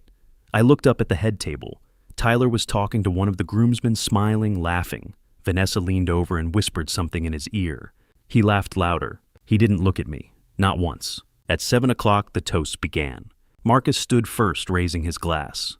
The room quieted. He smiled. That practiced professional smile I'd come to hate. To my brilliant daughter, he began his voice smooth and warm. Vanessa, You've always been a force of nature. You've always known what you want and how to get it." He paused. His eyes swept across the room and landed on me for just a second. Just long enough for me to understand how to get it. He raised his glass higher. "To Tyler and Vanessa, may you have everything you deserve." Everyone clapped. I didn't move. Next, the maid of honor stood, one of Vanessa's friends from college, a young woman with perfect hair and a voice like honey. She talked about Vanessa's kindness, her generosity, her beauty. It was sweet. It was empty. It meant nothing. Then the best man stood and told a story about Tyler getting lost on a camping trip in college. Everyone laughed. Tyler laughed. I'd never heard that story before. I waited. I kept waiting. But no one called my name. No one asked me to speak. In most weddings, the father of the groom gives a toast. It's tradition. But Marcus hadn't invited me to speak. He'd erased me from that too. I sat at my empty table invisible. At 7:15, the band started playing. Tyler and Vanessa stood and walked to the center of the dance floor for their first dance. The lights dimmed. Everyone watched. I watched too from my corner table in the back, surrounded by empty chairs. At 7:20, Marcus walked over to my table. He didn't sit down. He stood beside me, his hands in his pockets, his voice low and quiet so no one else could hear. "You should leave," he said. I looked up at him. "I'm Tyler's father. You're an embarrassment." His tone was flat matter of fact. "You're making people uncomfortable. Have some dignity and go." "Where's Tyler?" I asked. "I want to talk to him." "Tyler doesn't want to see you," Marcus said. "He told me so himself. You humiliated him in front of everyone. He asked me to make sure you left quietly." I felt something crack inside my chest. "I didn't—" "Go home, Thomas." Marcus leaned down slightly, his face close to mine. "There's no place for you here." I looked past him toward the head table. Tyler was still there laughing with the groomsmen, his back to me. He hadn't looked my way once since I'd sat down, not once. Marcus straightened and walked away without another word. I sat there for another 10 minutes. I watched Tyler laugh. I watched Vanessa smile. I watched 300 people celebrate a marriage I wasn't part of. And then I stood up. I walked toward the exit slowly, carefully, like I was afraid the floor might collapse beneath me. No one looked at me. No one said goodbye. I passed tables full of people I didn't know, people who had watched me get humiliated, and now pretended I didn't exist. Near the door, I passed Helen. She was standing alone, a glass of wine in her hand, her eyes red and swollen. She'd been crying. She looked at me as I walked past. Her lips moved barely a whisper. "I'm sorry." I didn't understand what she meant. I didn't stop to ask. I just nodded and kept walking. I walked out of the Sterling Grand Hotel into the warm September night. I got into my truck, started the engine, and drove home in silence. No radio, no tears, just emptiness. I had been erased from the ceremony, from the reception, from my son's life. I thought that was the worst pain I'd ever felt. Then I walked into my house and saw the broken window.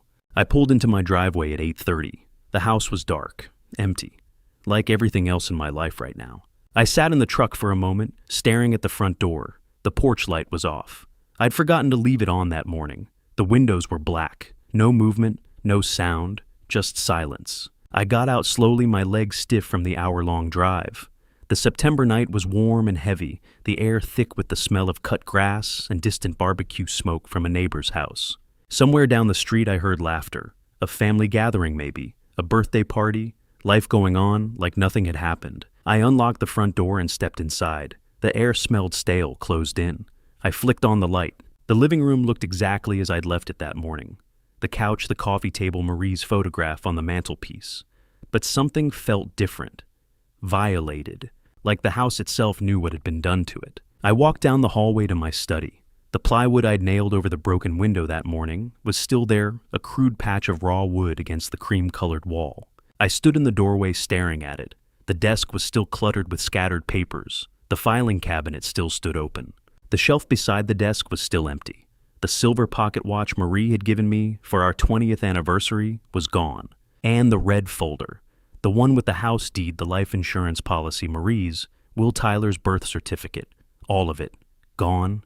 I sat down at the desk and pulled open the top drawer. The threatening note was still there, folded once the block letters stark and cold against the white paper. I unfolded it and read it again. "We know about the insurance money. We know about the house. Don't fight this. Don't call the police. If you want your son safe, you'll sign when we tell you to sign. This is only the beginning. I read it slowly this time, carefully, and for the first time since I'd found it that morning, I understood. This wasn't random. This wasn't just theft. This was Marcus. This was Vanessa. This was all part of the plan. The humiliation at the wedding wasn't an accident. It was deliberate. Make me look unstable, paranoid, unhinged. Make 300 people watch me get thrown out of my own son's wedding. Make Tyler side against me. Make everyone believe I was losing my mind. And then, once I looked crazy enough, they'd take the house. They'd forge documents. They'd declare me incompetent. They'd put me in a memory care facility somewhere far away, and Tyler would believe it was for my own good. And by the time anyone realized what had happened, it would be too late. I set the note down and stared at it. And then I thought about Tyler. Tyler had known. He must have known. The way he'd looked at me tonight, that wasn't surprise. That was guilt. I thought back over the past few months. The wedding planning, the dinners with Marcus and Vanessa, Tyler asking me to give Marcus a chance, Tyler defending Vanessa when I expressed doubts. And I remembered something. 3 weeks ago, I'd stopped by Tyler's apartment to drop off a gift Marie had left for him in her will. A small wooden box with his baby shoes inside. I'd let myself in with a spare key. Tyler was on the phone in his bedroom. I'd heard Marcus's voice through the door, faint but unmistakable. "Are you sure this will work?" Marcus had asked. And Tyler had laughed, a nervous, uncertain laugh, and said, "I think so. He'll be surprised, but it'll be good for him." At the time, I'd thought they were talking about a surprise party, or a gift, something harmless. But now I understood. Tyler had known Marcus was planning something for me. He hadn't known the details, not the break-in, not the forged documents, not the memory care facility. But he'd known Marcus was planning something. And instead of asking questions, instead of protecting me, he'd chosen to trust Marcus. He'd chosen silence. And tonight, when Marcus humiliated me in front of 300 people, Tyler had sided with them.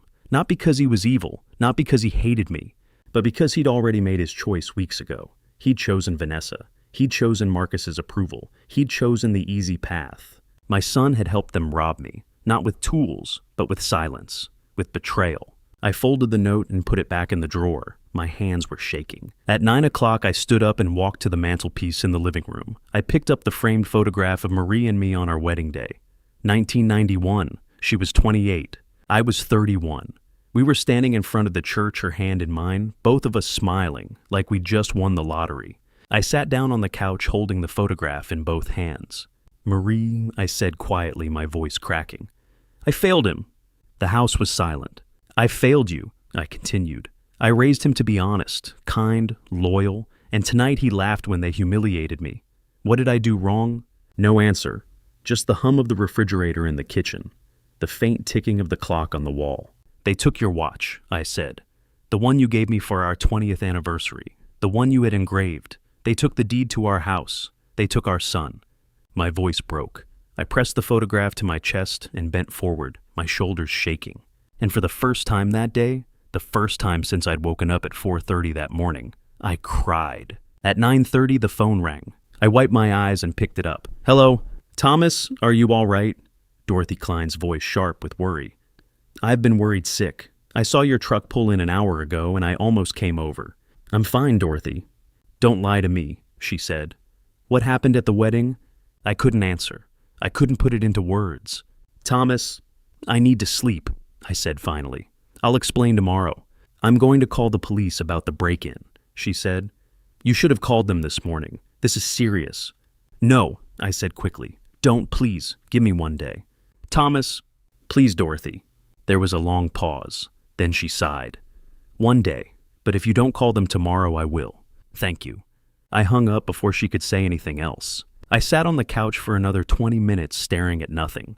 Then I stood, turned off the lights, and went to bed. I thought I'd lie awake until dawn. I thought the anger and the pain would keep me up all night replaying every moment of the day over and over in my head. But instead, I fell asleep almost immediately. A deep, dreamless sleep. The sleep of the defeated. I didn't know that 3 hours later at 11 o'clock that night, Helen Caldwell would knock on my door with 5 years of evidence and a confession that would change everything. The knock came at 11 o'clock. 3 sharp raps that pulled me out of a sleep I didn't remember falling into. I sat up in bed, disoriented, my heart pounding. For a moment, I didn't know where I was. Then I heard it again. 3 more knocks, urgent but not loud. I got out of bed, pulled on my robe, and walked to the front door. I turned on the porch light and looked through the peephole. Helen Caldwell stood on my doorstep. Her eyes were red and swollen. She was holding a large cardboard file box in both arms. I opened the door. "Helen." "Thomas, please." Her voice was raw, desperate. "I need to talk to you. I should have done this months ago." I stared at her, confused. "Helen, it's 11 o'clock. Please," she said again, "before I lose my nerve." I stepped aside and let her in. We went to the kitchen. She set the box down on the table with a heavy thud and sat down across from me. Her hands were shaking. "What's going on?" I asked. She opened the box. Inside were file folders, photographs, a USB drive, stacks of printed emails. Everything was organized, labeled dated. She'd been preparing for this. She pulled out a folder labeled Bennett Property Scheme and opened it. Inside were documents I'd never seen before, legal papers with my name on them, signatures that looked like mine but weren't. "Marcus has been planning to take your house for 6 months, Helen said quietly, "since Tyler proposed." I stared at the documents. My hands started to shake. Helen pulled out more folders. Real estate fraud, 2015 to 2018. Victims. Second family. She spread them across the table like cards in a poker game. June of this year. She began, her voice steady, now clinical. Marcus hired a lawyer named Paul Greenberg to draft forged power of attorney documents. In July, he arranged for a fake medical evaluation to declare you incompetent. Thursday night, Vanessa stole your house key at the rehearsal dinner. Saturday morning, while you were at the wedding, they broke into your house and took your documents. After the wedding, Marcus was going to present the forged papers and transfer your house into a trust, the Tyler and Vanessa Trust, controlled by Marcus. She pulled out a photograph. Marcus standing in front of a house I didn't recognize his arm around a woman I'd never met. A boy stood beside them, maybe 12 years old. "Diana Porter," Helen said. 38, and their son Lucas, 12 years old. Marcus has been supporting them for over a decade. I couldn't speak. I just stared at the photograph. "Tyler," I finally managed. "Did Tyler know about this?" Helen nodded slowly. "I heard them talking 3 weeks ago. Tyler asked, 'Dad, are you sure this will work?' And Marcus said, 'Your father won't know until it's too late.'" My chest tightened. I couldn't breathe. "But," Helen continued quickly, "Marcus told Tyler it was a surprise, a way to make you feel like part of the family. Tyler didn't ask questions. He trusted Marcus. He's guilty of being a fool, Thomas, not a criminal." I put my head in my hands. Helen kept talking. "I started gathering evidence 5 years ago, after Marcus destroyed my parents." I looked up. "Your parents—" She nodded, tears spilling down her cheeks. 2009, my father, Frank Mitchell, had a stroke. He was 72. Marcus convinced him to transfer his house into a joint investment fund. It was legal. It was theft. My mother, Barbara, died 2 years later from the stress. My father died in 2015. I brought Marcus into their lives. I killed them. Her voice broke. She covered her face with her hands. "I've been collecting evidence ever since," she whispered. 127 emails, 43 audio recordings, financial statements, forged documents. I found out about Diana and Lucas in 2021. I've been waiting for the right moment to act. "Why didn't you come to me sooner?" I asked. "Because I was afraid," she said. "Marcus threatened me. He said if I ever betrayed him, he'd hurt Vanessa. I know she's terrible. I know what she's become, but she's my daughter." She wiped her eyes and looked at me. "Why now?" "Because tonight I watched Marcus destroy you in front of 300 people, and I saw my daughter smile, and I realized she's lost. Marcus killed her soul years ago, the same way he killed my parents. I can't let him kill you too." I sat back in my chair, staring at the evidence spread across my kitchen table. "What do we do?" I asked finally. Helen leaned forward. "We call the police. We give them everything. We burn Marcus's world to the ground." "What about Tyler?" Her expression hardened. "If Tyler was part of this, he has to face the consequences." "He's my son," I said quietly. "I know," Helen said, "but tonight he made his choice. Now it's our turn to choose." We sat in silence for a long moment. Then Helen pulled out her phone. "I'm calling a locksmith," she said. "Right now, before Marcus tries to come back." At 2 o'clock in the morning, a locksmith arrived and changed every lock on my house. Front door, back door, side door. Helen stood beside me on the porch watching him work. When he was done, Helen handed me the box of evidence. "Keep this safe," she said. "Tomorrow we fight back." She walked to her car, got in, and drove away. I went back inside and sat at the kitchen table. I pulled out the folders one by one and read through them.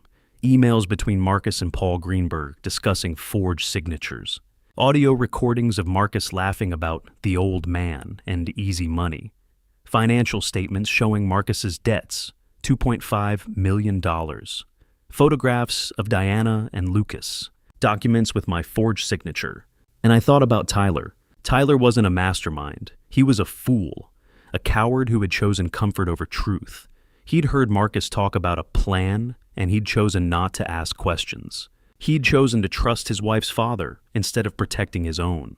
And when he discovered Vanessa's true nature, when he realized he'd been used, that she didn't love him, that she'd burned through $33,000 of my money like it was pocket change, it would destroy him. Part of me wanted to protect him from that pain. Part of me wanted to spare him the truth, to let him keep believing that his wife loved him, that his marriage was real. The rest of me wanted him to feel exactly what I'd felt tonight. The humiliation, the betrayal, the crushing weight of realizing that the people you trusted most had been lying to you all along. I didn't know which part would win. Sunday afternoon, I sat at my kitchen table reading Helen's evidence for the third time. 5 folders, 127 emails, 43 audio recordings. I had memorized every forged signature, every fake medical evaluation, every lie Marcus Caldwell had planted to steal my house and erase my life. My coffee had gone cold an hour ago. I did not care. I was searching for something I could use, something sharp enough to cut through a conspiracy 6 months in the making. While I sat there 30 miles away, my son's world was collapsing. It was 3 o'clock on Sunday the 8th of September. Tyler and Vanessa were back in his apartment Unit 2AC at Carolina Heights, because the honeymoon was not scheduled until next week. Vanessa was in the shower. Her phone lay on the nightstand. A notification buzzed. Tyler glanced at it without thinking. Then he froze. The preview read, "Can't wait to see you next week. Told you he'd be easy." The sender was listed as BT. Tyler picked up the phone. He knew the passcode, she had never hidden it. He unlocked the screen and opened the message thread. Brad Thornton. Tyler scrolled up. The conversation stretched back to July. He read the first few lines and felt his heart hammering. He kept scrolling. Every message was worse than the last. July 18th, Vanessa. Tyler is worth potential. His dad owns a house, paid off, worth almost $500,000, plus life insurance. July 22nd, Brad. What about the old man? Vanessa. His father is a problem, mechanic, grease under his nails, doesn't fit the image I need. August 10th, Vanessa. By Christmas, Thomas Bennett will be in a care facility, quiet, managed, out of the way. August 28th, Vanessa. Tyler is too trusting, too kind, pathetic really. Marriage gives me legal standing. Once the house transfers into the trust my father set up, Marcus controls everything. Tyler's hands shook. He scrolled faster, desperate to find something that would prove this was a joke, a misunderstanding, some horrible mistake. Instead, he found an email Vanessa had forwarded to herself.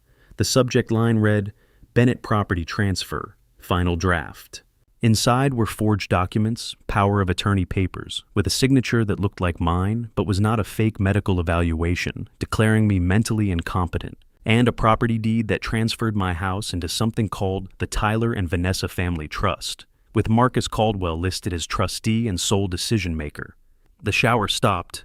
Vanessa stepped out wrapped in a towel, smiling. Then she saw his face. Her smile vanished. "Tyler, honey, what are you—" She saw the phone. Her eyes widened. "Tyler, I can explain. You used me." His voice was flat. "You never loved me. You used me to steal from my father." Vanessa took a step forward, her tone turning soothing. "Your father is a bitter old man who doesn't understand what's best for—" "Get out!" She blinked. "What?" "Get out of my apartment now." "This is my apartment too, Tyler. We're married. You can't just—" "I said get out." His voice cracked like a whip. Vanessa flinched. She grabbed jeans and a sweater from the closet, dressed quickly, snatched her purse, and walked out. The door slammed. Tyler stood alone. He scrolled further. He found more emails, more messages. A voice memo Vanessa had recorded 3 weeks ago. In it, Marcus's voice said clearly, "Are you sure this will work, sweetheart?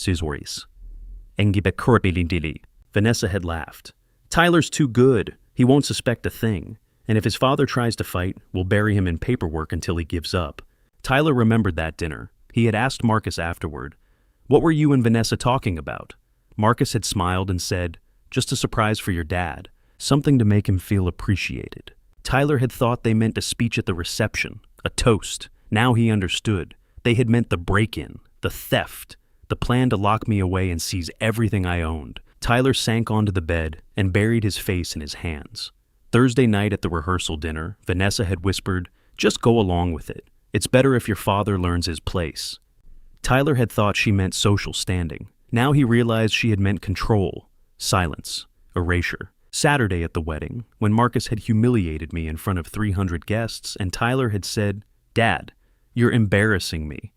Vanessa had squeezed his hand and smiled. A sob tore out of Tyler's throat. "Oh God," he whispered. "What have I done? I betrayed my father for this." He sat there for an hour, phone in his lap, scrolling through the evidence again and again.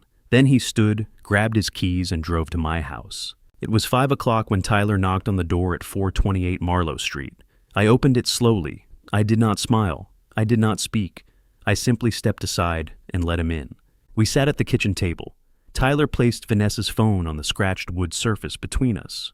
"Dad," he said quietly, "I found Vanessa's messages. I know everything. The plan to take the house, the care facility, Marcus. I swear I didn't know the whole plan, Dad."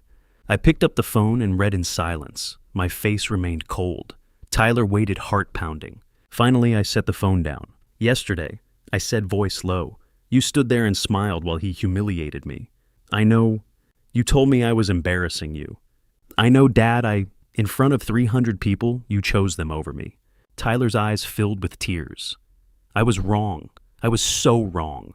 Please, Dad, I didn't understand what they were doing. I thought, God, I don't even know what I thought. I just wanted everyone to be happy. I wanted you to be proud of me. And I failed. I failed you." My jaw tightened. My voice broke. "You were supposed to be my son, my boy, the one person I could trust, and you destroyed me." Tyler reached across the table. "I'll do anything. Tell me what to do. I'll fix this." I pulled my hand away. "You can't fix this, Tyler." "Then tell me how to start, please." I stared at him for a long time. When I finally spoke, my voice was barely above a whisper. "If you want to make this right, prove it to me. Don't just say you're sorry. Act." "Anything," Tyler said immediately. "Help me get justice. Help Helen. Prove you're on my side now." "I will. I swear to God I will." I leaned forward. "I need proof, evidence, something that can bury Marcus and Vanessa." "I'll get it. How?" "Call Marcus. Pretend you need advice. Record the conversation." Tyler hesitated. "You want me to trick him?" "I want you to choose," I said quietly. "Them or me, one last time." Tyler looked into my eyes, the same eyes that had watched him learn to ride a bike, graduate high school, bury his mother. Eyes that had loved him unconditionally for 30 years. Eyes that now held nothing but doubt. "I choose you, Dad," Tyler said, voice steady. "I'll always choose you." I nodded slowly. I did not smile. I did not embrace my son. I simply stood and walked to the counter, poured 2 cups of cold coffee, and sat back down. Tyler looked at me with red, swollen eyes and said again, "I choose you, Dad." I wanted to believe it.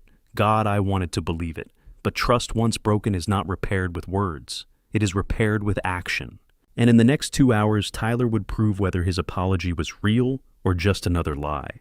Before we continue, just a quick note, some parts of this story are enhanced for storytelling and may not fully reflect reality. If you're enjoying this, feel free to share and subscribe for more. But if it's not your kind of story, you can stop here. 2 hours later, my son called me from a cafe parking lot and said, "I got it. I have everything." I sat at my kitchen table holding the phone to my ear, heart pounding. "You're sure?" I asked. "Yes," Tyler said. His voice was steady, but I could hear the tremble beneath it. I recorded the whole thing. 15 minutes. Marcus admitted everything. The fake documents, the care facility, the timeline, all of it. I closed my eyes. "Come home," I said. "Now." He arrived at 5 o'clock. He sat across from me at the same scratched wooden table, where 2 hours earlier I had refused his apology and set him a test. He placed his phone on the table between us and pressed play.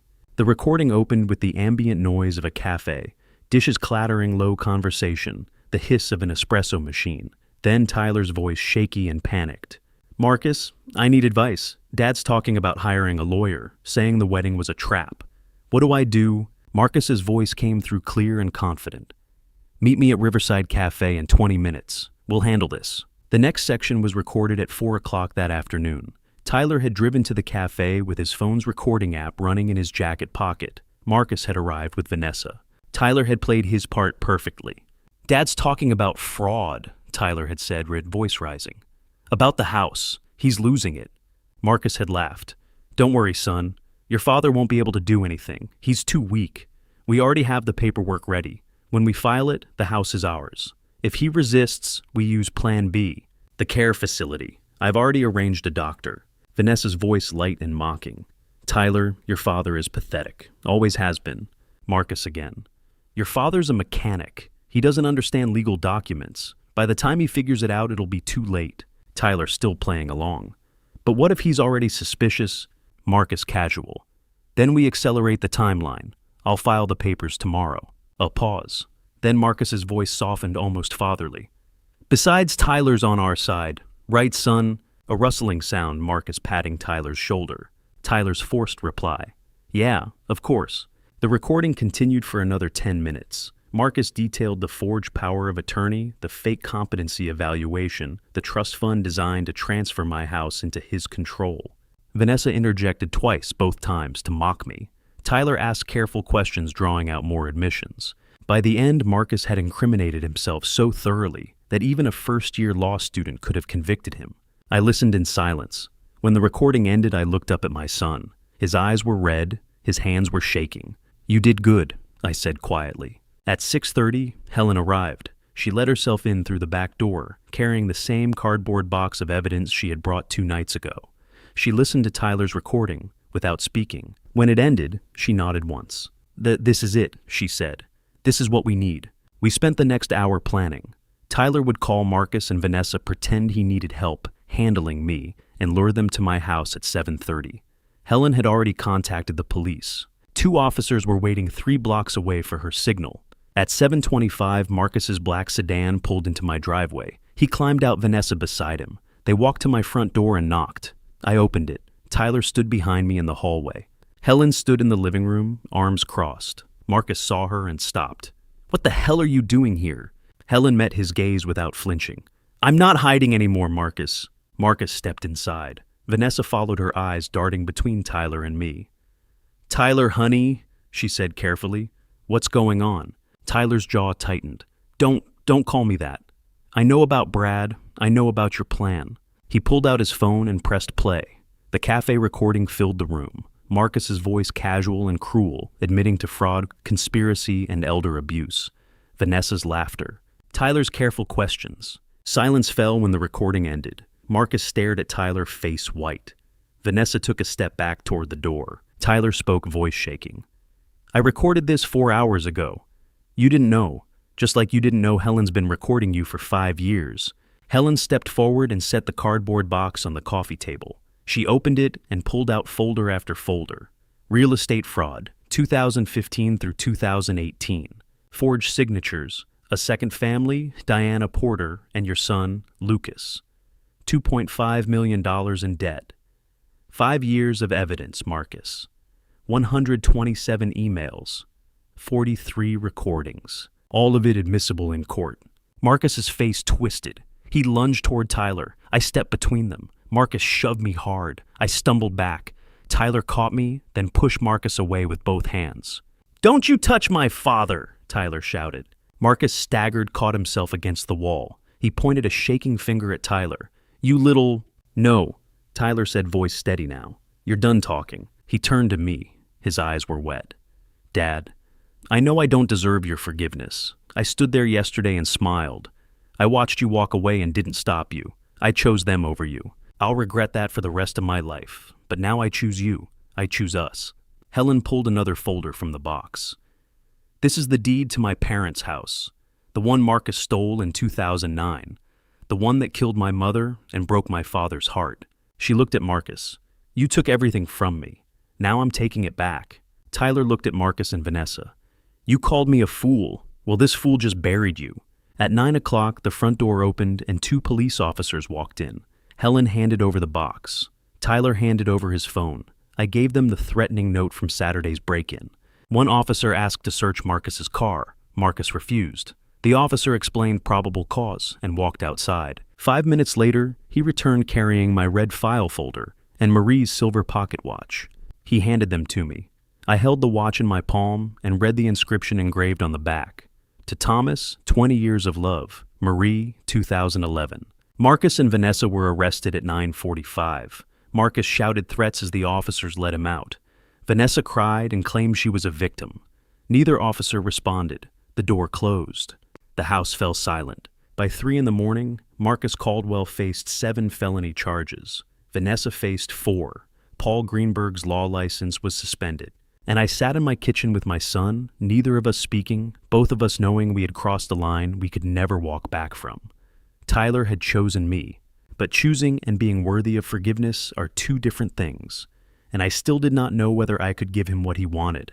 The weeks after the arrests unfolded like a slow avalanche, unstoppable, devastating, reshaping everything in its path. Marcus Caldwell was held without bail. The judge had cited flight risk pointing to the second family Marcus had hidden in a suburb 30 miles away, a woman named Diana Porter, and a 12-year-old son named Lucas. Marcus faced 8 to 12 years in prison on charges of fraud, forgery, conspiracy, and elder abuse. His assets were frozen. His lawyer, Paul Greenberg, had his license suspended pending investigation. Helen filed for divorce the same week. Tyler was called to testify against Marcus in a preliminary hearing in late September. He sat in the witness box and answered every question clearly without hesitation and did not look at Marcus once.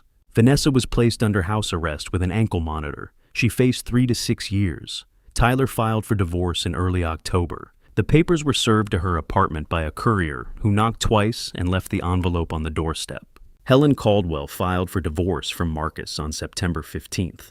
By late October, she had opened a small flower shop on the east side of Charlotte called Helen's Garden. The grand opening was on a Saturday morning. I brought white lilies. Helen cried when she saw them. She said they were Marie's favorite too. Other victims of Marcus's real estate fraud families he had swindled between 2015 and 2018 filed a class action lawsuit. There were 11 plaintiffs. Helen was listed as a witness. Tyler quit his job. He moved out of the apartment he had shared with Vanessa and into a small studio 10 minutes from my house. He did not tell me. I found out from Dorothy Klein, who saw the moving truck. In mid-September, a letter arrived in my mailbox, 7 pages handwritten front and back. The envelope was addressed to me in Tyler's careful block letters. I brought it inside, set it on the kitchen table, and did not open it. 3 weeks passed. Every Sunday morning at 8 o'clock, Tyler knocked on my door. He carried 2 cloth grocery bags, milk bread, eggs, coffee, fresh vegetables. I opened the door, accepted the bags, said thank you, and closed the door. Tyler did not ask to come in. He did not try to start a conversation. He simply nodded, walked back to his car, and drove away. This continued for 12 consecutive weeks. In mid-October, a storm tore through Charlotte and damaged the fence in my backyard. 2 panels split clean down the middle. I planned to call a handyman the following week. On Saturday morning, I woke to the sound of hammering. I looked out the kitchen window and saw Tyler in my backyard wearing a flannel shirt and work gloves repairing the fence. I watched him for an hour. He worked steadily, carefully replacing the broken panels with new wood he had brought in the bed of his truck. When he finished, he packed his tools, climbed into his truck, and drove away without knocking on my door. I walked outside and ran my hand along the new fence. It was solid, clean, better than it had been before the storm. Tyler started seeing a therapist. I found out because he left a note in one of the Sunday grocery bags. The note was short. It said, "Dad, I started therapy. I need to understand why I made the choices I made. I need to be better, not for you to forgive me, just to be better. Tyler." In November, the groundskeeper at Pinewood Cemetery mentioned something to me in passing. He said a young man had been coming to Marie's grave every Saturday morning at 9 o'clock. The young man brought white lilies, placed them carefully in the vase built into the headstone, and stayed for 20 minutes. The groundskeeper had asked once if he was family. The young man had said yes, he was her son. I did not ask Tyler about it. I simply drove to the cemetery the following Saturday and parked on the far side behind a row of oak trees. At 9 o'clock, Tyler's truck pulled up. He climbed out carrying a bouquet of white lilies. He walked to Marie's grave, knelt in the grass, and placed the flowers in the vase. Then he sat cross-legged and talked. I could not hear the words. I could only see his lips moving, his head bowed, his hands resting on his knees. After 20 minutes, he touched the top of the headstone with 2 fingers and walked back to his truck. I waited until he was gone, then I drove home and cried. Every week Tyler left something on my doorstep. White lilies in a glass vase. A book I had once mentioned wanting to read, The Things They Carried by Tim O'Brien. And in late November, a small box wrapped in brown paper. Inside was a silver chain for the pocket watch, the one the police had recovered from Marcus's car trunk. The chain was new, polished, delicate. Engraved along the clasp in tiny script were the words, "To Dad. I will spend the rest of my life making this right." Tyler. I held the chain in my palm and stared at it for a long time. I still felt pain every time I saw Tyler. I still heard the words, "You're embarrassing me," echoing in my head. I still saw the image of him standing beside Vanessa at the wedding, smiling, while Marcus humiliated me. I did not know if I could forgive him. I did not know if forgiveness was something I had left to give. In mid-November, Dorothy Klein came over with a casserole. She sat at my kitchen table and looked at me with the same stern, compassionate expression she had worn when she taught 4th grade for 30 years. "You have to decide, Thomas," she said. "Do you want to be right or do you want your son back?" I stared at my coffee. "I don't know if I can forgive him." "Forgiveness isn't about forgetting," Dorothy said. "It's about deciding whether love is stronger than hurt." I did not answer. In early December, I finally opened Tyler's letter. I sat at the kitchen table on a cold afternoon, with the winter light slanting through the window. I unfolded the pages and read. Tyler had written every detail of his betrayal. He acknowledged the wedding humiliation. He acknowledged choosing Marcus over me. He acknowledged staying silent when he should have spoken. He did not make excuses. He did not ask for immediate forgiveness. He asked only for the chance to prove himself over time. He wrote that he understood apologies were not enough. He wrote that he would spend the rest of his life showing me, not telling me that he was sorry. The final line read, "I don't deserve your forgiveness, Dad, but I will never stop trying to earn it." I cried while I read. The kind of crying that comes from deep inside, the kind that empties you and leaves you hollow and somehow lighter. I folded the letter and set it on the table. I sat in the quiet house and thought about Marie. I thought about Tyler as a boy painting the fence with me on a summer afternoon, learning to ride a bike, crying in my arms the night his mother died. I thought about the man he had become and the man he was trying to be now. I did not know yet if I could forgive him, but for the first time in 3 months I wanted to try. I drove to the cemetery on that cold December morning, thinking I would be alone, thinking I would talk to Marie, ask her what I should do. But when I reached her grave, I saw the white lilies already there, fresh dew still clinging to the petals placed within the hour. And I knew Tyler had been coming here every week, talking to his mother. And somehow that broke something in me, or maybe it healed something. December. In Charlotte was cold but not freezing, just cold enough to remind you that nothing lasts forever, not even pain. I arrived at Pinewood Cemetery at 8:45 on a Saturday morning. The sky was overcast, the kind of heavy gray that pressed down on your shoulders and made the world feel smaller. I parked near the oak trees at the west entrance and walked the familiar path to Marie's grave. My breath misted in the air. The grass crunched under my boots. Her headstone was simple pale granite, the inscription still sharp after 6 years. Marie Bennett, 1959 to 2018. Beloved wife and mother. Love never ends. I knelt in front of it and placed my hand on the cold stone. "Tyler's been trying so hard," I said quietly. My voice sounded too loud in the empty cemetery. "Every Sunday he brings groceries. Every week he leaves flowers. He fixed the fence without asking. He wrote me a letter, 7 pages, Marie. 7 pages of apology and regret. I read it. I cried. I stopped. The wind moved through the bare branches above me. But every time I see him, I see that moment. I hear him say, 'You're embarrassing me.'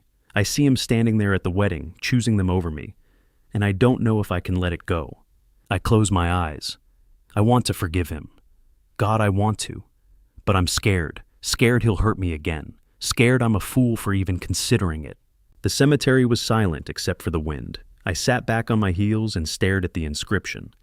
"Love never ends." "Tell me what to do, Marie," I whispered. "Please." I heard footsteps behind me. I turned. Tyler stood 20 feet away, holding a bouquet of white lilies and a small wrapped box. He froze when he saw me. His eyes widened. For a long moment, neither of us moved. Finally, he stepped forward slowly, carefully, like someone approaching a wounded animal. "I come here every Saturday at 9, he said, voice shaking. "I'm sorry, Dad. I didn't know you'd—" "I know you come here," I said. "The groundskeeper told me." Tyler stopped 5 feet from the grave. He knelt beside me, not too close, respecting the distance I had kept between us for 3 months. He placed the lilies in the vase built into the headstone. His hands were trembling. "I apologize to her," Tyler said quietly. "I tell her I'm trying to be better. I ask her to help you forgive me even though I don't deserve it." He pulled the small wrapped box from his jacket pocket and held it out to me. I took it. The paper was brown, tied with string. I unwrapped it carefully. Inside was the silver chain for the pocket watch, the one Tyler had left on my doorstep weeks ago. I had seen it before, read the inscription, held it in my hands late at night when the house was too quiet, but I had never acknowledged it, never thanked him, never told him I had received it. I held the chain now and read the engraving again. "To Dad, I will spend the rest of my life making this right. Tyler." "I had it engraved," Tyler said. "I know you already saw it, but I wanted to give it to you myself, if you'll accept it." I looked at my son. His face was pale. His eyes were red. He looked like he had not slept in days. "I don't deserve your forgiveness," Tyler said. His voice cracked. "But I'm sorry. I'm so sorry." He buried his face in his hands. His shoulders shook. I watched him cry and felt something break inside me, not from anger, but from grief. Grief for the time we had lost. Grief for the hurt we had caused each other. Grief for the son I had loved and the father I had tried to be, and the moment when it had all fallen apart. I heard Dorothy Klein's voice in my memory. "Do you want to be right, or do you want your son back?" I heard Marie's voice, imagined, but clear as if she were kneeling beside me. "Thomas, he's our son. How long are you going to punish him? How long are you going to punish yourself?" I looked at the headstone. Love never ends. Forgiveness was not forgetting. It was not pretending the hurt had never happened. It was choosing love over anger. It was deciding that the relationship was worth more than being right. It was letting go of the weight I had been carrying for 3 months and trusting that my son could carry his own weight now. Marie would have forgiven him by now. Marie had always believed in second chances. She had believed people could change, could grow, could choose to be better. I reached out and placed my hand on Tyler's shoulder. He looked up, tears streaming down his face. I pulled him into an embrace. He collapsed against my chest, sobbing. I held him tightly the way I had held him when he was a boy and had fallen off his bike and scraped his knee. The way I had held him the night Marie died. "I forgive you, Tyler," I said. My voice was steady but thick with emotion. "Not because you've made up for it, though God knows you've tried, but because you're my son and I love you. Life is too short to waste on anger." Tyler gripped me tightly, unable to speak. "I forgive you because it's what your mother would want," I said. "Because it's what I want." He held on to me like a drowning man holds onto a rope. I felt his tears soaking into my jacket. I felt my own tears slipping down my face. We stayed like that for a long time. The wind blew across the cemetery. The clouds parted slightly. Pale winter sunlight broke through and touched the top of Marie's headstone. Finally, I pulled back and looked Tyler in the eyes. "It's going to take time," I said. "I'm not going to forget what happened. The hurt is still there. But I'm choosing to move forward, with you, if you'll keep trying." Tyler nodded, his voice broken. "Every day, I promise, every single day." I stood and helped him to his feet. We stood together in front of Marie's grave, father and son, both of us bruised and scarred, but still standing. "Let's go get breakfast," I said. "Lou's place. Your mother loved their blueberry pancakes." Tyler's face broke into a shaky smile. "I'd like that." I turned to Marie's headstone one last time. I placed my hand on the cold stone and said quietly, "We're going to be okay, Marie. It'll take time, but we're going to be okay. Thank you for your wisdom. I love you." Tyler and I walked together toward the cemetery gate. The sun was rising higher now, burning off the clouds. The air was still cold, but it felt lighter somehow, cleaner. The wound was still there. It would probably scar, but scars are proof we survived. Tyler and I had a long road ahead of us. But as I walked out of that cemetery gate, I felt something I had not felt in 3 months. Hope. And maybe that's all you need to start again.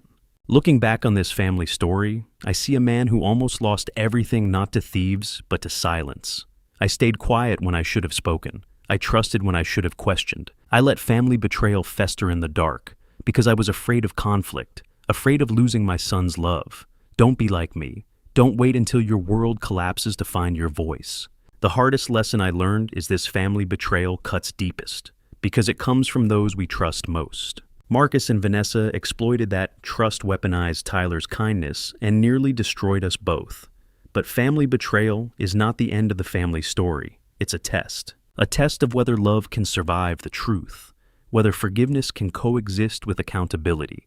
God teaches us that love covers a multitude of sins, but love does not mean enabling harm. It means setting boundaries. It means demanding honesty.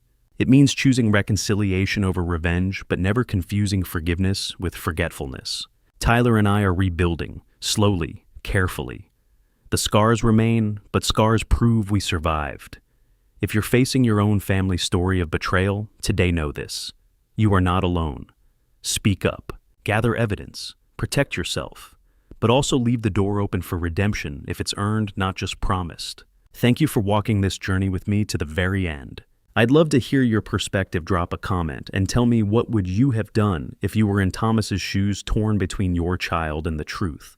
If this story resonated with you, please consider subscribing so you don't miss what comes next. A gentle reminder: while inspired by real-life themes of elder exploitation and family conflict, certain elements have been dramatized for storytelling purposes. If this type of content isn't your preference, feel free to explore other videos that might suit you better.